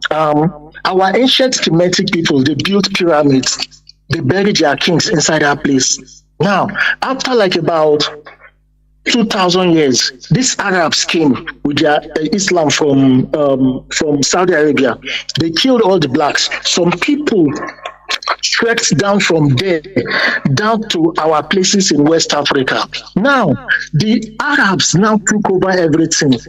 Now, is it possible for a person that buried his family member to go to that same grave to be excavating the person's body and be learning things from it? It's not possible. It's not possible. They are allowing Europeans, all of them are the same Caucasians. They are allowing the Europeans to help them to unravel the history of these people. Even the Arabs don't know the complete history of Kemet. The Europeans are coming from everywhere to excavate corpses of people that have died on thousands of years ago. They cannot allow such in Europe. Anybody that does that is going to prison. Even on any grave site, even any sign of narcissism or whatever, if they catch the person will go to jail. Our history is being eroded because our people don't know the importance of history. It is very sad that our people are not even willing to learn. Mazi, look at what is happening in our land. They stop the teaching of history because they know the importance of history. Our people don't even ask questions, but why did these people stop the teaching of history? Why? When I was small, when I was young, Mazi, I read about the Civil War, 2 books that my dad bought them. And I started having this inquisitive mind. I started telling myself that I'm going to study history. I'm going to study history. One of my dad's friends asked me, which university would you like to go? I said, Oxford University. Do I know anything then? No. I was saying it because of books that I've read. History of Europe, history of Africa. I was still very young, not even in the secondary school then. Until I got to secondary school, I studied more. I decided, okay, I want to learn more about this thing in the university, which has helped to shape my understanding of this world diplomatically, historically, economically, and otherwise. Okay, look at Europe, Mazi. Look at Europe.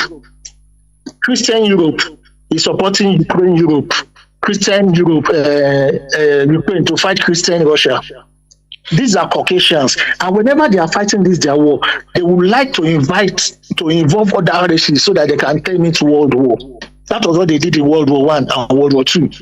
It was their own war, not our own war, but they brought us into it. From there, they started Commonwealth. Our people will go to Commonwealth to go and run. They will win medal. They will be happy. Slaves. They will go to Olympic. They will win medals. They will be happy. Slaves. Mazi, Biko. We need to go further on this historical aspect for our people. We must continue. I have callers. Let me pick this caller on direct line. The callers have been flooding in, even on direct line. Caller on direct line, can you hear me? Welcome to the program. Please, callers, other callers, hold on, I'll come to you. Can you hear me, Mazi? Yeah, the platform is yours. Mazi Nnamdi Kanu. I claim Nnamdi Kanu. Sir, I thank you for another day. I simply want to make a submission from your lecture today. I also want to thank our uncle also anchored the program with you as your guest too. So I sincerely overheard you talking about this slavery and colonial legacies. You see, I think this is as a result of the black monkeys who have decided to submit willingly, either by omission or by commission. When I use the word omission and commission, I think I have a situation a few hours ago, like 48 hours or 72 hours ago, where I venture into a plant. So while we are through with our conversation as regards to my daily hustle, so he asked me to sit down. I sit down. He began to ask me, are you born again? I said, I don't understand. I'm born before. I don't understand when you talk about born again, you know. So he was like, no. Being a natural man, knowing how to do good and being simple and all that, that is a good one. But I just want to know if I am baptized in the name of Father, Son, as a priest. So I don't deal with such a lifestyle. I'm not a religious person. I'm born into the family of Christendom, but I don't believe in all this. If I'm born again, I need Christ, I need baptism and all that. I don't want it. So he kept on, going on. So I was forced to ask him, what do you want from me? He said, why he's saying this is that I need to submit off from this IPOB thing and, focus with my life and all that. I said, what is my life without a religion? Thank God he said he wants me to be baptized. Don't you know that my religion is Biafra? He said, no. This is what he's talking about. That I should leave this issue of Biafra. Nnamdi Kanu is, maybe has a good purpose, but the way he's going about it, sir, please, these are the things I don't like from you people. What do you want from me? He now ended up saying that, like him as an exemplary person, that he wants to let me know that the most refined thing that God wants from us on earth is to be, to just walk. Let me paraphrase his words. He said, just walk on the circumference of your influences, which primarily his family is his number one podium where he has his influence, the altar of God where he commands the congregation, and also maybe people who work for him and the estate he's chairman and all that. I said, okay, fine. Now that you have said this, you people taught us about the Israelites through Moses and all that. If Moses have centered himself to take care of his family and all that, not taking care of the congregation, also the race of Israel, do you think there is another place such as the Solomon Well where you people will be traveling from here to go and worship? He said, no, you're misunderstanding. I said, I'm not misunderstanding. It's you that is misunderstanding yourself, sir. I don't like when you people insult yourself and say Nnamdi Kanu is insulting you. Why would you tell me to leave Nnamdi Kanu and Biafra alone? What do you have for me? You don't have anything for me. You're here telling me rubbish. You show why I'm saying all these stories that these our people, they got the politicians. There was this lecture he lectured the other time. He said Buhari with Amici was on the plane, and they were laughing at one boy video who was hawking granite or whatever, and they were like, do you know that these people they primarily use the politicians and the first slave idiot house slave that they have is the clergy. So these clergy, if you engage them, they will want to let you know that the kingdom of God is personal. So that you should be coming to church. You should not avoid church and coming to the garden of the brethren for your salvation and all that. So these things, I think it's high time Biafra comes. And let's stop all this rubbish in churches among residential areas. They should go to forest and open all these useless deception and all that. I don't have much. I just want to thank you for your good work. I appreciate you. I love you. Bye for now. Bye for now. We must continue. It is not something you do with annoyance or anything, but we must continue, because something that was fostered through many centuries is not something that you have to just remove in one day or 1 year or 10 years. No, it will take time. I'm here with Mazi Ezekulie. Mazi Ezekulie, can you hear me, please? Welcome to the program. Good evening. Fellow Biafran, good evening. Today is Saturday, the day we gathered to listen to religious program. Mazi, I wish this program should be uninterrupted. Because one, when you listen to that Yoruba man who says something, that Yoruba colonel who was saying something about the situation, the bombing, the kidnapping of the barrack in, Mogadishu barrack in Abuja. You see, when he was saying about the issue, how to deal with the situation, he talks about center of gravity. Each time I listen to that man, that center of gravity, the colleagues cannot understand. He continued mentioning center of gravity until at the time he was asked to explain. He now say the issue of religion. That means he has arrived to the main problem. Now, this freedom fighting we have embarked upon since 1967. It did not start yesterday, not 2012 or whatever. It didn't start with the Mazi Nnamdi Kanu. It started from 1967 when we finally declare our sovereign nation as Biafra. Therefore, what religion the Europeans have done with us in Africa is unacceptable. Religion is the center of the gravity. The entire problem the Igbo man is having today, that Igbo man is stupid, like Mazi Nnamdi Kanu just say. I listened to one of his old programs where he said that Igbo man, in his natural stupidity, every other day I keep thinking about that issue. How this man come to conclusion that Igbo man is naturally stupid.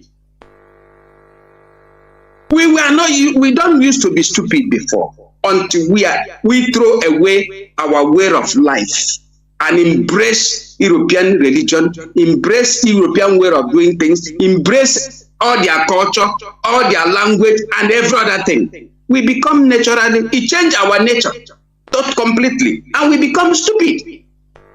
We are nobody. That is why we are being mocked all over. We are being insulted all over. Anybody can come and talk down on us and nothing will happen. Millions of people have been killed since 2015 to today. And all the Abaribes and his colleagues who can go to Senate and say is that because they were attacked and therefore become a national discourse. Just because religion is involved. Last time, when the Vice President, Shetima, said that he has picked up one of the Christian Catholic man as his security advisor, it means a lot. And before you know it, there was a conference being organized in Rome, which he was invited. He attended it before he went to Russia. Don't you see what is playing out there? So the Western religion did not come to Igbo land to do us good. They had just come to destroy us completely. In fact, nearly they could have destroyed us if not for the coming of Nnamdi Kanu. And that is why they are all annoyed. They are all enraged. They are all against him. And they say, oh, where is the IPOB? Kill them, because they know our eyes are open. There is no way they can kill us. If they cannot kill us 1967 and 270, neither can they kill us now. It's impossible. In fact, the more they try, the more they themselves find it very difficult. In fact, the more they have it very hot on themselves. Mazi, this issue of religion is what is keeping us down. That is what is making us stupid. If we cannot liberate ourselves from Western religion, then you cannot talk of freedom fighting. You have to be free. First and foremost, you have to be free from this scam of the Europeans. If you are not free from that scam, you don't see a reason to say, this thing I have embraced, to abandon my natural way of life, the God-given way of life. Because when you read to Old Testament, where the children of Israel was coming out from Egypt to the promised land, and then in the desert, where Moses was asked to go to the mountain and collect the 10 Commandments to read to the children of Israel, specifically the children of Israel, And he said, thou shalt not have any other God except myself. That means there are other gods. Because God cannot just confine himself. That the creator of universe cannot just confine himself to a particular people. No, he cannot be a universal God if that is the case. Thou shalt not have another God except me. That means there are other gods. The God of India and that of China and that of Europe are not even the same thing, because he was not talking to the Europeans. Europeans went there and conquered them, make life very difficult for the children of Israel, destroy their way of life, then create poverty, just like they are creating poverty in Nigeria today. They have successfully created poverty, make everybody to become stupid in going to a religion that has nothing to do with your soul or spirit. And they created a huge lot of poverty. Every day you go there and stand and begin to sing to a name you don't even know about. At the end of the day, people now become beggars. And that is exactly when that very particular Yahshua come to save his people from the hands of this same vampire, the Europeans, who brought this religion. It was a reform, because they went to Israel and stole their secret document, the way and manner they communicate with their God. And they went take it to Europe and reformed it. And look at it, we can now use it to exploit other people. Here when they come, and we abandon our beautiful way of life. Look at us. Our daughters are no more being married.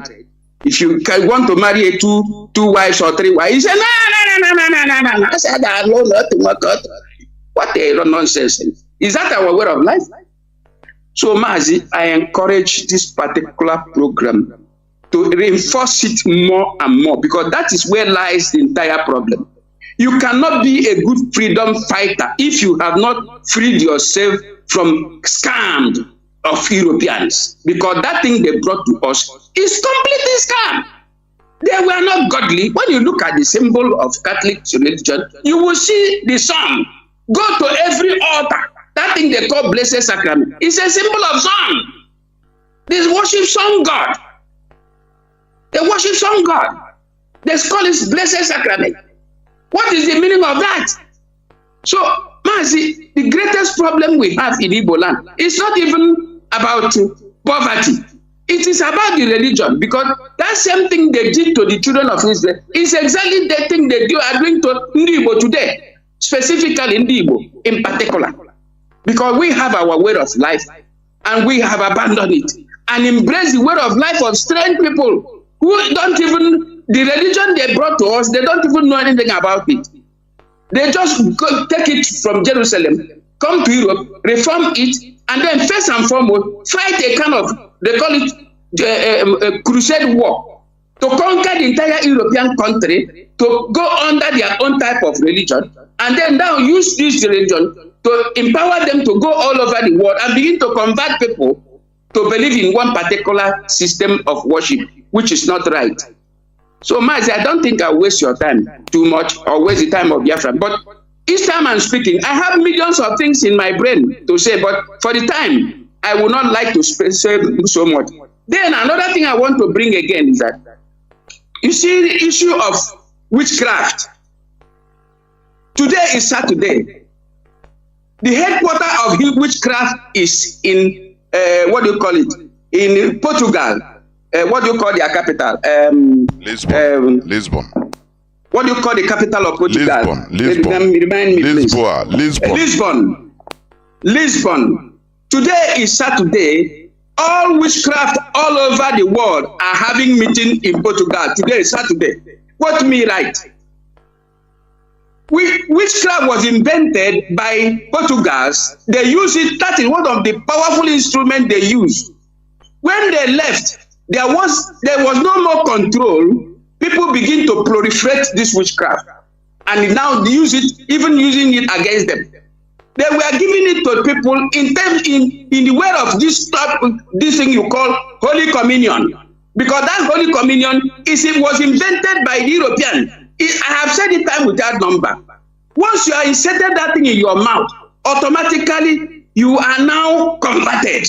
Spiritually, you have been captured. It's a way of converting you. It's a way of what do I call it? Initiating you. So it is weekly initiation, weekly initiation, weekly initiation. And so every other Saturday, people will fly all over the world to Lisbon to have their meeting. Witchcraft is in the capital of Lisbon. That is the capital of Portugal. Go and check all the riverine areas of Calabar, of what do you call it, of River Niger.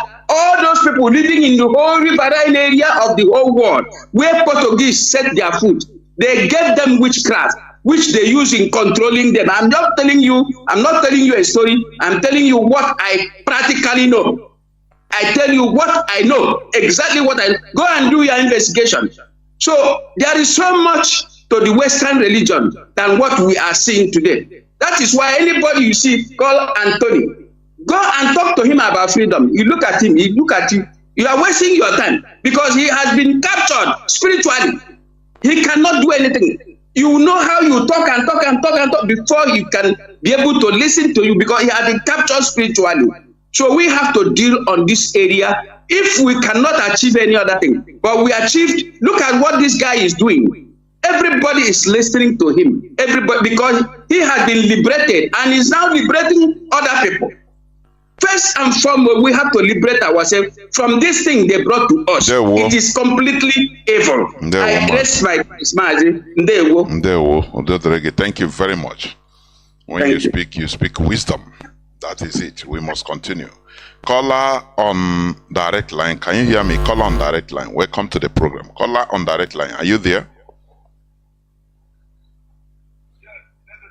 Can you hear me, sir? Welcome to the program. You go on.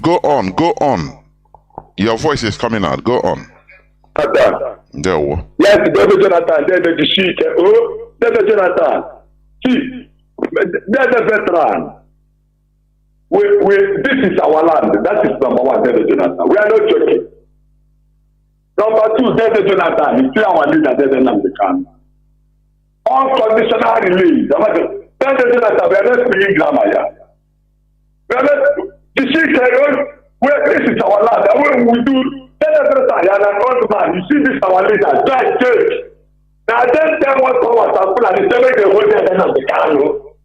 Yes. Because if they get time, then we make sure that our leaders contact now and we become free. What are them? We have our way of life. We are the ancient race.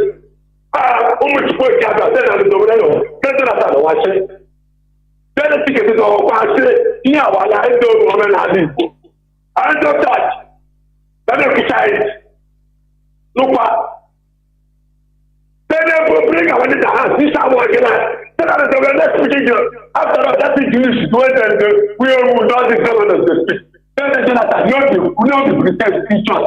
By the way, we like to pretend themselves to give us their name.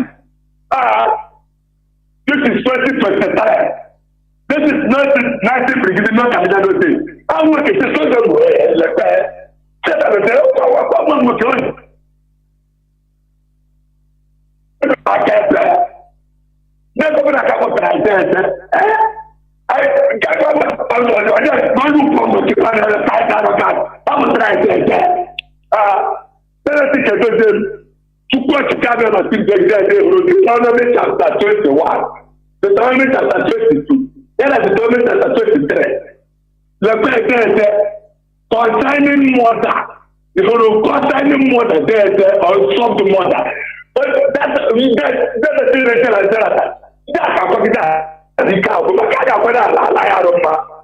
I don't know why I'm not like better. Every my team, you plan. I can't walk out. I have to decide because I get on. Look at what I said to the guy now of my glen. Then I said, look what we do. One of the checkers. Then I can reach it, die. I like that. There we go. Your destiny is finished. Mazi, welcome to the program. Thank you for holding on for 30 minutes almost. Can you hear me?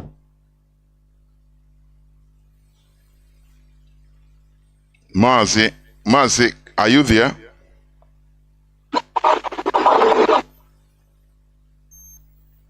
Caller on signal, I'm talking. Caller on signal. Call on WhatsApp. Hold on. Caller on signal. Can you hear me? Caller on signal. Can you hear me? Mazi, are you there?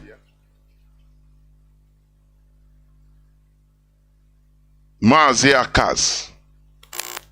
you have been here for 30 minutes. Mazi, are you hearing me? No. Caller on WhatsApp. Welcome to the program. Please go on. Mazi, caller on WhatsApp. Go on, please. Ndewo Mazi. Ndewo. I greet you. I greet my fellow comrade. IPOB worldwide. I greet you all. I greet Mazi Nnamdi Kanu. Let me go straight to the point. Mazi, the topic of today about slavery, right? Legacy of slavery and colonialism. Mamma mia, Mazi, that slavery kill us finish.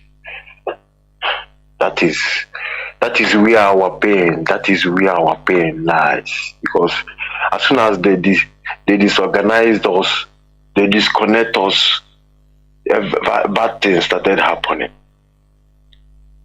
You know, some people don't know what they did. There is something happened to those spiritual leaders that made them to be doing what they did all the days. So, my brother, they spoil too much. I don't know where to start to comprehend, brother. I don't know where to start. But we must continue. We have come to possess our position, to make sure that we put things straight. Because injustice cannot win. Because justice is a living life. Before injustice that is supporting justice before come up to started, opposing justice. That is where everything started, So we must correct the mistake of these olden days to make sure that we know where our people, where all our people stay, where they are. We must know where they are, because Jamaica exists today is we. You understand me? They use immediately they slave us, they missionarize us. This is the problem. Islam started doing their own. The Christianity started doing their own. This is the problem of this. The problem of this planet Earth is where this thing stands now, brother. I don't know how to put it. It's paining me if I reason, think more about this. Everything come down there. And that's why you see me. I am calling, my name is Mazi. I work as a coordinator of Milano, Italy. Mazi, the slave trade spoiled a lot in our land, and that is where we are going back to make sure we correct that mistake. Because they disorganized our Ezan and are now created what they call warrant chiefs. All these warrant chiefs now, they are not doing the needful. What they do is to sell in the land. Tell me where you sell land. Is it not to build something there? Yeah? Build something where your people will be going to be, reinforcing. If they enter there, they know, yes, they enter their building, And the thing follow us come outside here. If you come anywhere, we enter. No community is good. Everything we are devastated. Missionary now come and quote everything. Missionary now come and quote them. You see them now clapping hand, telling our people to be closing eyes, praying every day, every time. Look at where we stand today. That people will be sick. People will sick. Somebody will wash stone and give to that person to drink. Someone will be sick that need to diagnose through hospital. They will be passing through church and church to giving them oil and a sticker to be using to cure themselves.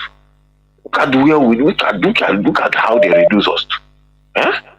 Mazi, it must come to pass that we will force our people to do the needful. I must say the truth. We must force our people, because we want our people to follow instructions, so that if we say stop, they stop. If we say go, they move. You understand me? We must force our people. This is not the time of pampering anybody. We will not pamper anybody on this matter, because our people now wearing the cloth, thinking that is their right. It's their right to be doing that thing they are doing. They don't know that it's not their right to be doing it in our land. They don't know. They don't know. Thank you very much. Thank you very much. Thank you. I greet Mazi Mazi Kechuku. I greet you. Mazi Chinedu. I greet you. All the principal officer IPOB. We grant you also our wish. We must continue. Many calls are floating in, and we are slowly winding down towards the end of the program. Caller on direct line. Can you hear me? No, the call is gone. Caller on signal. Welcome to the program. Mazi, can you hear me? Call on signal. I can hear you watching it. There we go on. Welcome to the program. Thank you very much. Let me say, let me start from a point one of our brothers just said. I think it's the person that called today. I said the last, I think it's the person that made us he said he have seen where either Pastor Chris Economy killed bring a dead person to life, or he heals somebody when we are asking about the religion. And I have forgotten about to talk about this issue, that I would have liked to know that person, if not arranged. Now, let me begin from this issue of religion, my brother. Let me tell you one thing. In this IPO, also of IPOB, also for what our leader have done, what he has instituted, That's our power, this radio, where we disseminate information to the whole of the humanity. Believe me, whether you, even if those Nigerians are talking about or Biafrans are talking about are not hearing, there are African countries who are listening to us. Believe what I'm telling you. They are listening to us and they are picking something from what we are saying.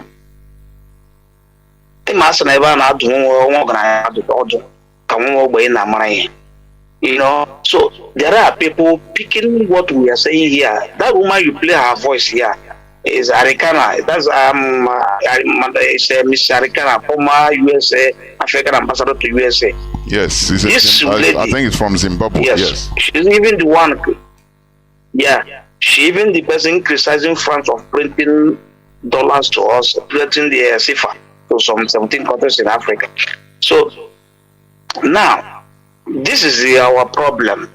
But what I'm trying to say is that at the beginning of this program, you said that you don't know whether people understand that Mazi has said non-Albania. Yes, if people, our own people, doesn't take it serious, like yesterday, what I told you, that our people listen to what we say here as ordinary gossip and alternate talk or to be fun in the street, just to be make fun, without meditating on what we have said or make more research and to find out what we have said here, is it truth or that's the problem. You also play a voice of this Islamic cleric or who that man is. He said, believe is something you don't know. You just believe it, but they tell you you didn't believe, you didn't even make clarification. It's not reality. You believe it. It's something you don't know. And that is what all of us met on ground. Those born from 70, 60, 50, 40, they were even at the age of Obina. Obi will tell you he's an elderly man. Nyanwo, they will tell you he's an elderly man. But these people, they were born at the earlier 50 something. While the Britain has been in our land for the 18th century, they have been there, and they kill the elderly people who supposed to teach them. And nobody will say that. People, I believe sometimes people say that our people, our fathers, or they don't write down history. The Brit, if you read more, you will find that the Britain, when there is a documentation of our history and other things, and took all of them away. And they cut a lot of, as they took artifacts from the empire, this is how they cut away a lot of things that can detail what will happen, even how our people begin to do it in our own local language. Not even in a British language. Before they came to indoctrinate us, begin to teach us their language, with their own alphabetic order, which is not completely safe. So people does not know the history of this English language today. They are calling English. We are speaking it today, but it's well constructed. It's a constructed language. It's not original. But my Igbo language is original language. When I read that say Igbo language is language speaking on heaven, I don't have any doubt about that. Because the English language, if you go about, you see that they bring language from Africa from, it's called Anglo-Saxon. It's called Anglo-Saxon. So that's how they constructed the English language. And that's why you can get Old English, no English. Igbo never get Old Igbo and they know Igbo. So this is the thing. The only thing they do is that when they create new things, they baptize it and give it name. People begin to follow up. That's my own understanding. So, my dear brother, what I'm saying is that the preaching you are doing here and what if a contribution of information and what you are preaching here, there are people who are interested in it even more than our own people. And we should continue, because at the end of the day, it will also affect, help us to build what we are doing. Because now you will see what is happening in Africa. Believe me, is the result of what we are saying here. A lot of things are happening. Even our first lady said it. He said this revolution coming in Africa, believe me, 90% is what they're hearing from here. If outside Nigeria, any African country that say an Igbo man, despite all odds, they see an Igbo man, they have respect for us because of our tenacity and our business way of doing things and the way we manage things. You know, whatever we manage personally, individual, we do it very well. So they have respect for us. So they like us and they listen to us. So this radio also we built today, no African country seeking for the independence or any other have done what our leader have done under this radio. And all that is organized IPB all over the world. So that is the marvelous things about us as Igbo. But collectively to do things is well find it difficult. But let me tell you, what we are doing in a due time, you see the result very clear. So our people should not dwell or anybody. I hear some people, if you talk, they go back to where they are. He talked they still go back to where they are. But when the majority overwhelmed the minority, you see everything will synchronize. So my point tonight is that don't discourage and continue what you are doing. Don't say that whether the people are not following, that there are people following. And I'm so as I'm picking things from what you are saying, I'm making my own research, and I go to the street and talk to people, ask them question. What our brother said now have not even come to my memory. That that blessed sacrament is a symbol of son, and that's a very clear term. I go now and download it now, and very true. I put it on my Facebook wall that this asks people to define the symbol of this, what it is in the real nature, and this is a symbol of son. And they have the here we know that the Catholic worship sun god, and they build the blessed sacrament. They put it that symbol of son. Is there anybody to doubt it again? Thank you, Mazi, and God bless you. I don't want to continue to waste more time. Thank you. Thank you very much, my brother. We must continue.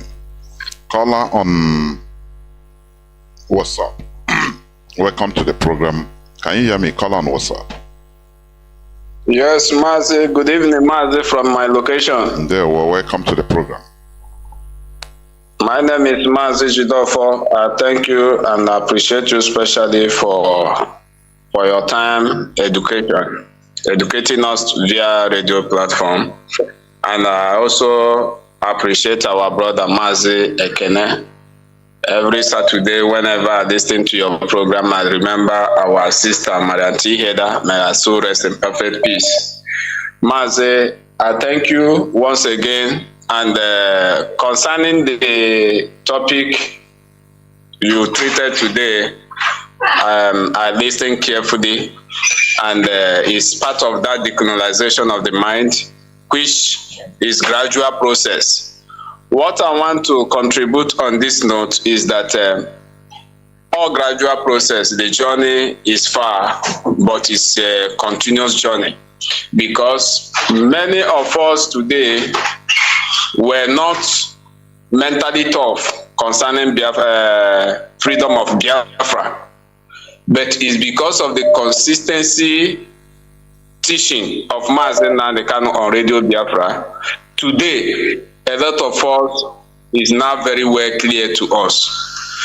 Mazi Nnamdi Kanu started and also preached about religion, but then he want to raise army that can also, the army that will also help him out as a voice, because the direction of our problem is religion. And today he has raised media warriors concerning Biafra restoration, and the same media warrior are expected to understand about this very religion that Mazi Nnamdi Kanu raised everyone for this very particular time. And I thank God that this is happening this very time.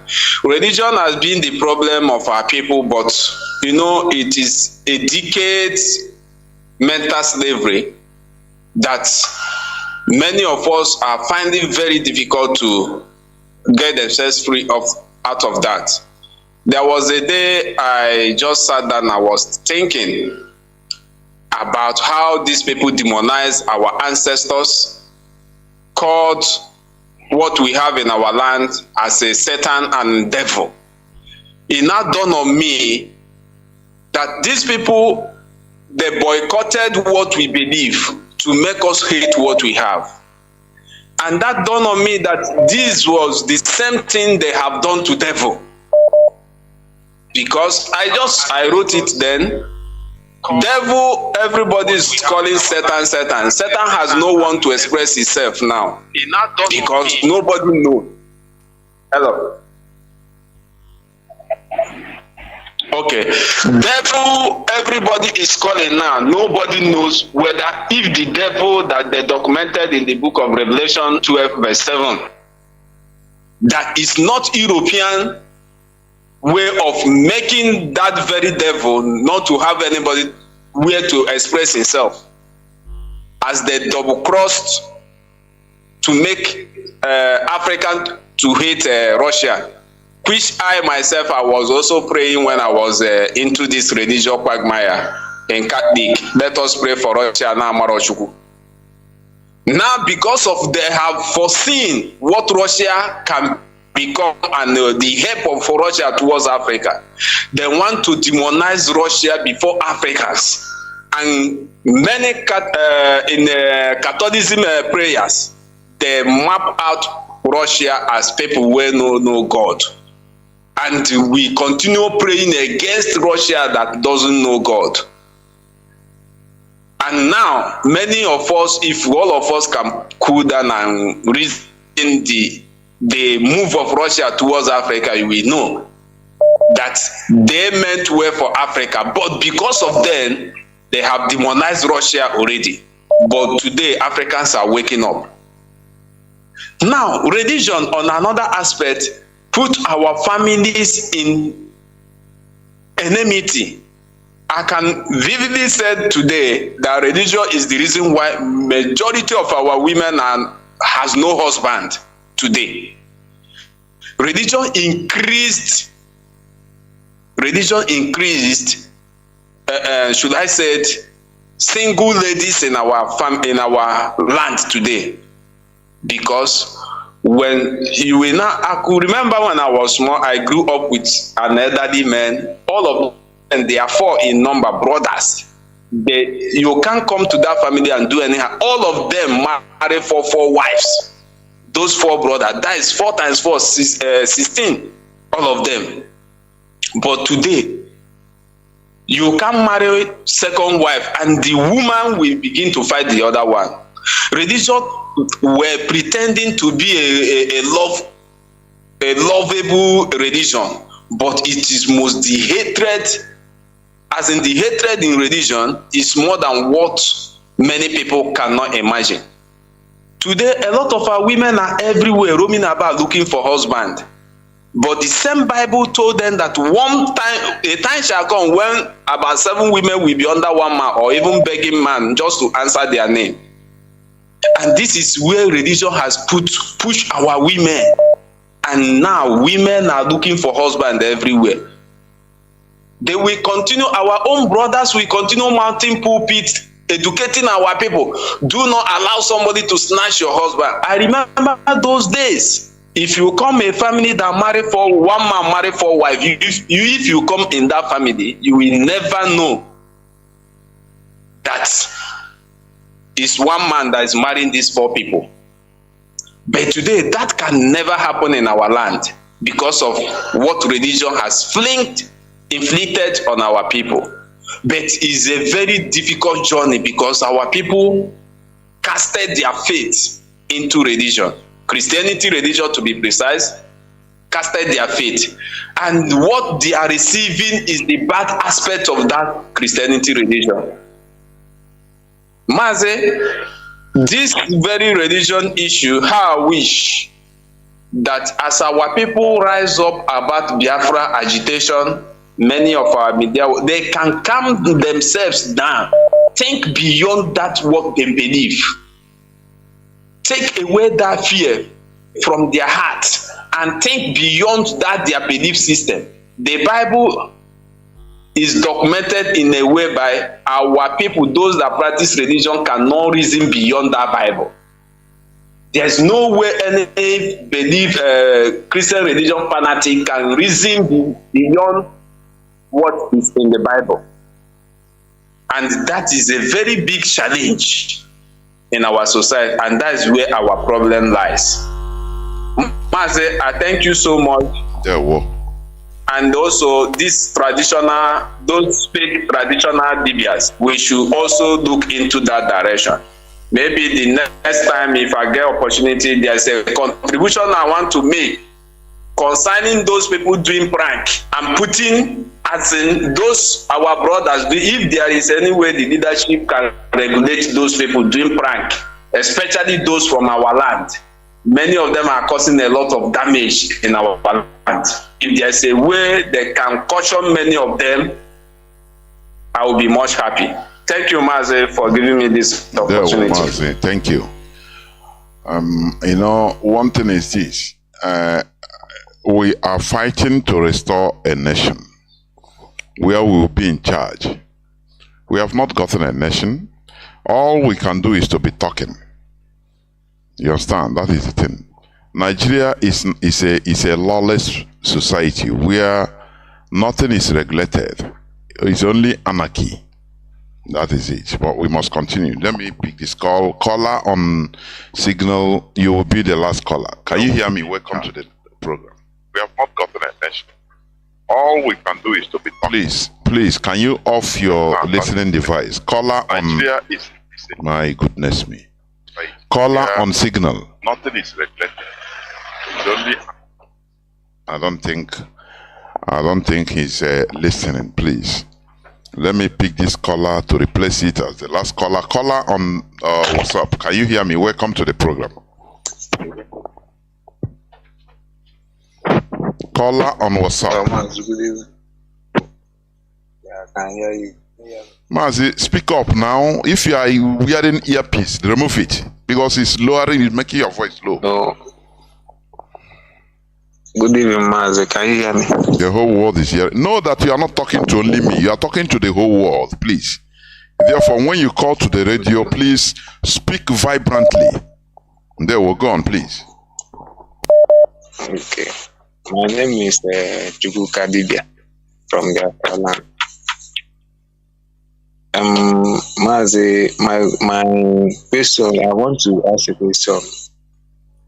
Go on. In this Bible, there was a video I watched on Twitter on Mazi Samuelu's war, where Mazi was talking about a man from Israel having property in somewhere in Italy, and where he was referring to our brothers in north and the west of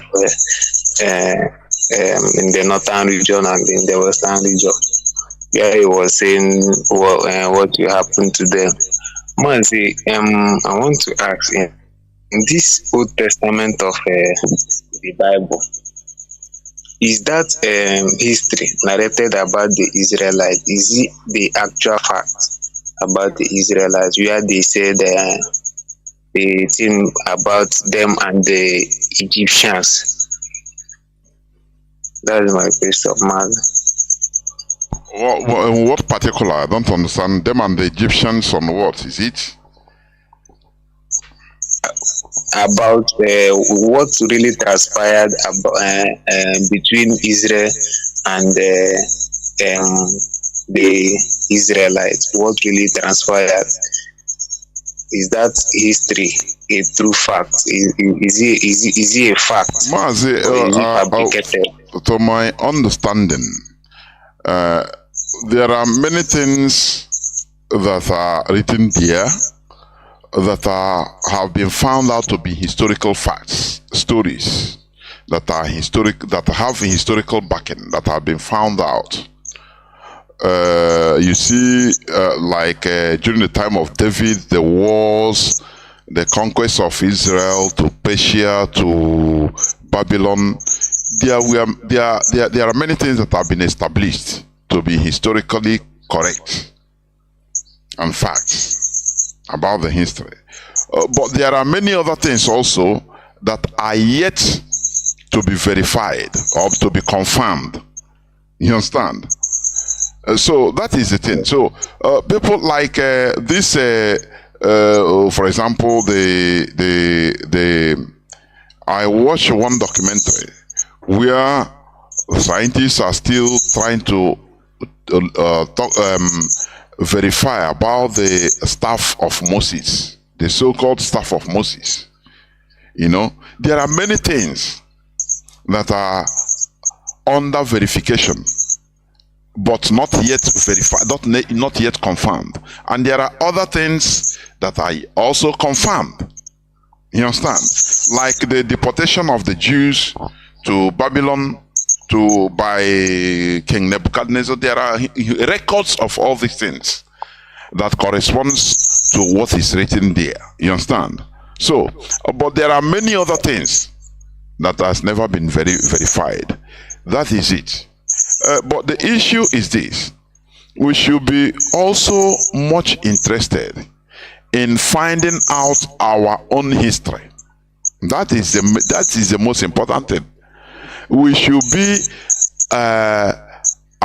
highly interested in trying to confirm what transpired, because, you know, one thing we should understand: we are living geographically in a part of the world where, in the tropics, where it rains a lot, many flooding, and all these things also used to destroy historical facts. It's not like in the desert.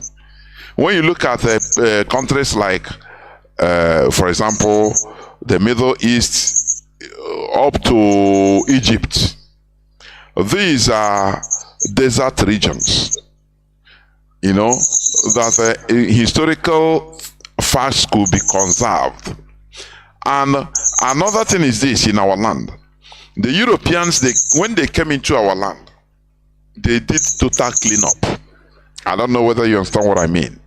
Clean up in the essence that anything that they saw as connected to our peoples, like this Nchibidi, our own way of writing. The Europeans discovered, they saw written texts in Igbo land, for your information, in Nchibidi, and they tried to decipher it.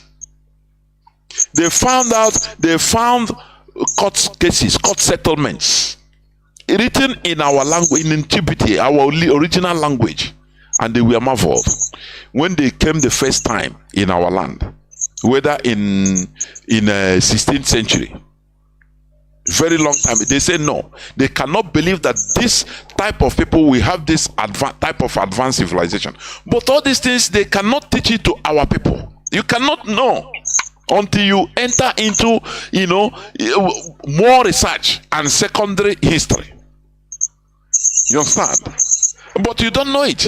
They destroyed everything concerning our ancient civilization. They wiped everything clean. Do you see? Do you know that the Great Wall of China that is being preserved today, that could be seen from outer space? Do you know that the Benin Wall, the Great Wall of Benin, is more gigantic and sophisticated more than the Great Wall of China? Do you know that? But do you know that Britain, the Europeans, took their time to make sure that they destroy everything? They destroyed it.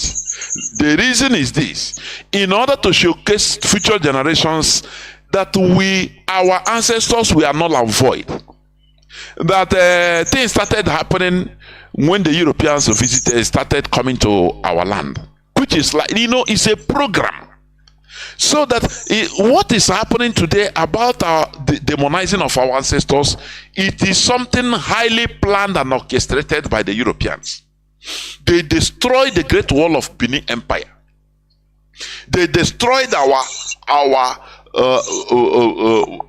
writing system of language, Nchibidi. And now they started teaching us European alphabets, which we are speaking today, even ABC, Abeche, the Igbo language. They made sure to wipe anything concerning us away, so that we grew up and see that now we didn't have history. Our history started from the coming of the Europeans. They destroyed the pyramid that were built by our people, Inudi, ancient pyramid. All these are crimes against humanity the Europeans committed in our land. But the people are not talking about it. They destroyed many things that, when you look at it, something you cannot even give value. Very, very. They destroyed our lives, in short. And they made us to be also, we don't know where we are again. When you talk about ancestors, people say, do they do anything? I beg, our ancestors, do they do anything? They are next to nothing. This is what the Europeans wanted, and they achieved it. What we are doing now is just to bring back our brain, so that to enter into more research. Instead of researching what happened in Jerusalem, why not we continue researching? Whether what is written in the Bible is a fact or leave it for them. It is their thing. Let them research it. But why not we focus our own research, our researches, to things that concerns us in our locality, which they have destroyed. I know it's not easy, but it is not impossible. Mazi, please go on and conclude.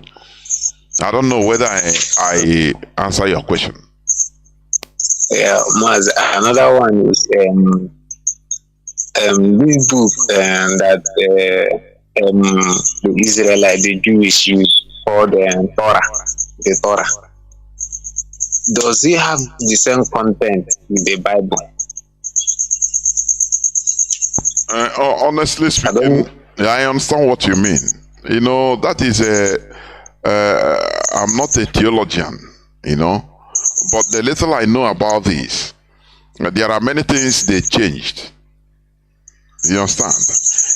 There are things they added, there are things they removed, and there are things they changed. When religion is become organized and it enters into the hand of government, you know that it will be corrupted. That is for sure. That is for sure. That is why when you look at the two most international religions today, Christianity and Islam, it is no more as before. It is now used for political purposes. You understand? Because people fought. They fought. Once you colonize people, impose your religion on them. Know that it is no more for spirituality. It is for conquest. And once it is for conquest, it is for another thing. You understand me? So, all these things, there are many things that are the people we call the Israelis today. They have their text, they know their Torah, they know everything. They don't even, I have seen where they were interviewed in the streets of Israel, Tel Aviv, about Christianity. Ordinary Jewish, they hate Christianity with all their might. They say they can never enter into church to worship. They say, because the interviewer asked them, can you enter into church to pray or a mosque? They even love Islam more than Christianity. For your information, that is truth. Because they say Islam really relates to them more than Christianity. Christianity is a total, for them, I'm quoting them, they say it's idol worshipping. And they are banned from entering into any church. And when they also study, when you study history, you understand how Christianity treated the Jews in Europe. It is horrible. The people they study history, it's not like us. It's not like us. We embrace our killers and we adore them and we defend them. But these people, they study history. They understand how Christian Europe treated them as Jewish, up to the extent of the Second World War, when they were being slaughtered in mass. But before that time, for centuries and millennium past, they have been suffering different types of persecution and genocide in the hands of Christian Europe. And when also you study history, the Jews, they enjoyed a time of peace and tranquility in the Muslim rule of Europe. When they conquered the Iberian Peninsula, the Jews, they were living quite happily, more than when the Europeans took over. You understand? I mean the Christian Europeans. So there are many things, but what we should concentrate ourselves is to discuss our own thing and to research on our own, to know who we are, to know how we come, to know our spirituality. That should be the most important research topics for us. In there, Mazi. There, Wojisike. Thank you very much. This is where I'm going to end of today's program, please. What we are saying here is, we are not trying to castigate things, but we should talk something that concerns us. If we are, if we are talking about something that concerns us, the way it affects us, people should never misunderstand it. This religion has become a source of pain, this foreign religion in our land. Christianity on one side, Islam on the other side. But as I said before, in the case of Christianity in our land, I'm telling you honestly, they made sure that they disarmed us. They made us more gullible. They made us more stupid. Not to fight back. It's affecting our lives today. That is why we are always looking for peace. Peace, peace, peace. How dare you look for peace with people that are warmongers? You become the victim of the peace. I've preached here several times that you shouldn't allow peace at all costs. Peace shouldn't reign at all costs, because it could be at your cost. You understand me? That is the thing. But the religion has made us to focus on prayers, focus on everything spiritual, creating on imaginary enemies. An average Christian is praying all enemy. Everything is my enemies, my enemies. So you see that our land, they made our land unlivable. Everybody is suspecting everybody, because that is what their pastors tell them. That is what their reverend fathers tell them. Instead of living in harmony, they divide families, division, so that the religion will be prospering. So that before you tell your husband something, any secret you have in the house, you explain immediately. Before you even tell your husband or your wife, you go and tell your daddy Gio. So that is it. That is what we are talking about. We need to go back to who we are.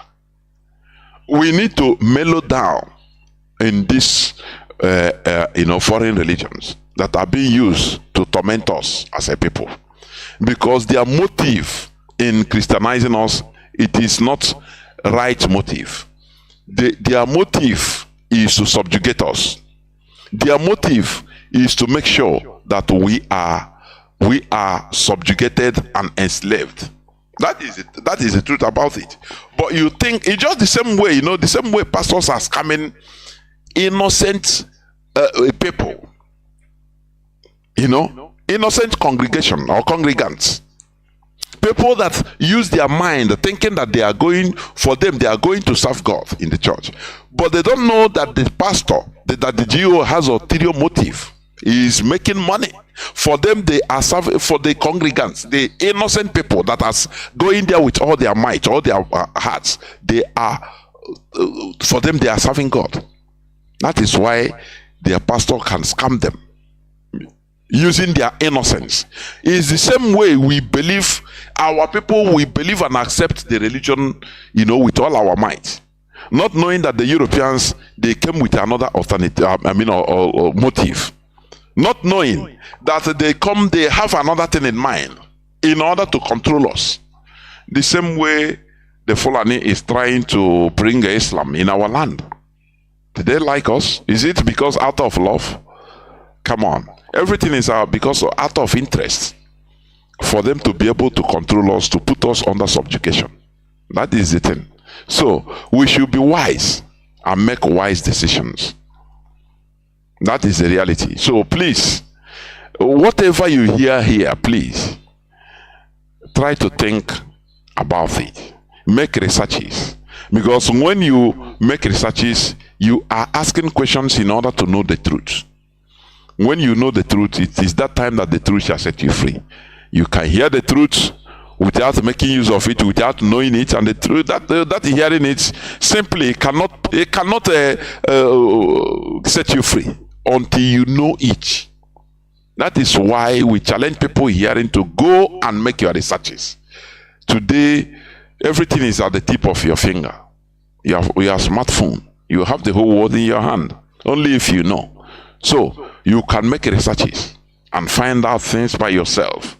We need to change our mentality or bring back our mentality so that we can be able to restore a sanitized nation. Thank you for listening. Biafra is our religion. Biafra is who we are.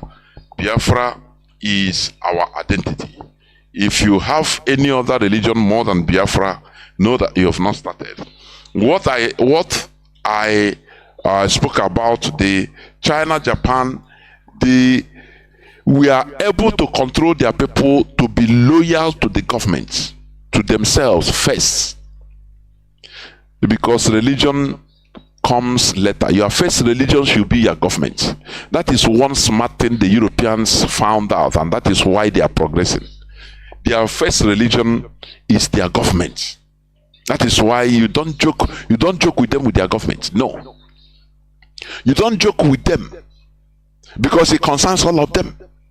That is why any slightest sin, all of them will come out to protest.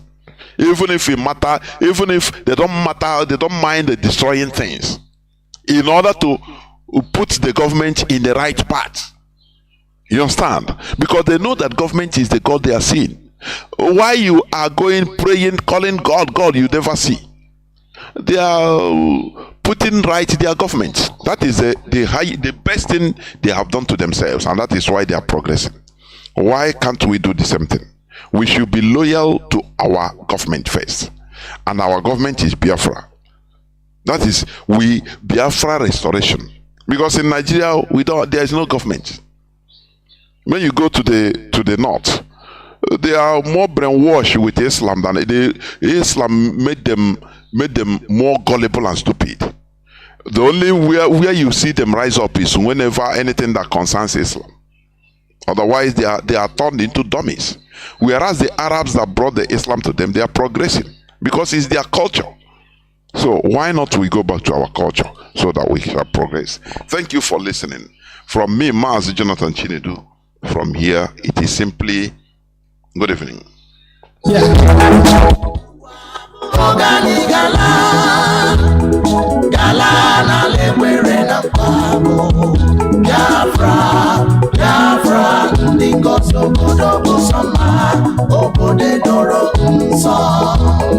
land of the rising sun is a home of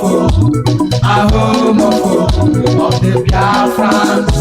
The fire of the eastern land is a promised land, a blessed land of the Chukwabiyama. Emeka unusi Biafra, Emeka unusi Biafra, Gaimara Biafra, Kaneboso Kabiru, Gaimara.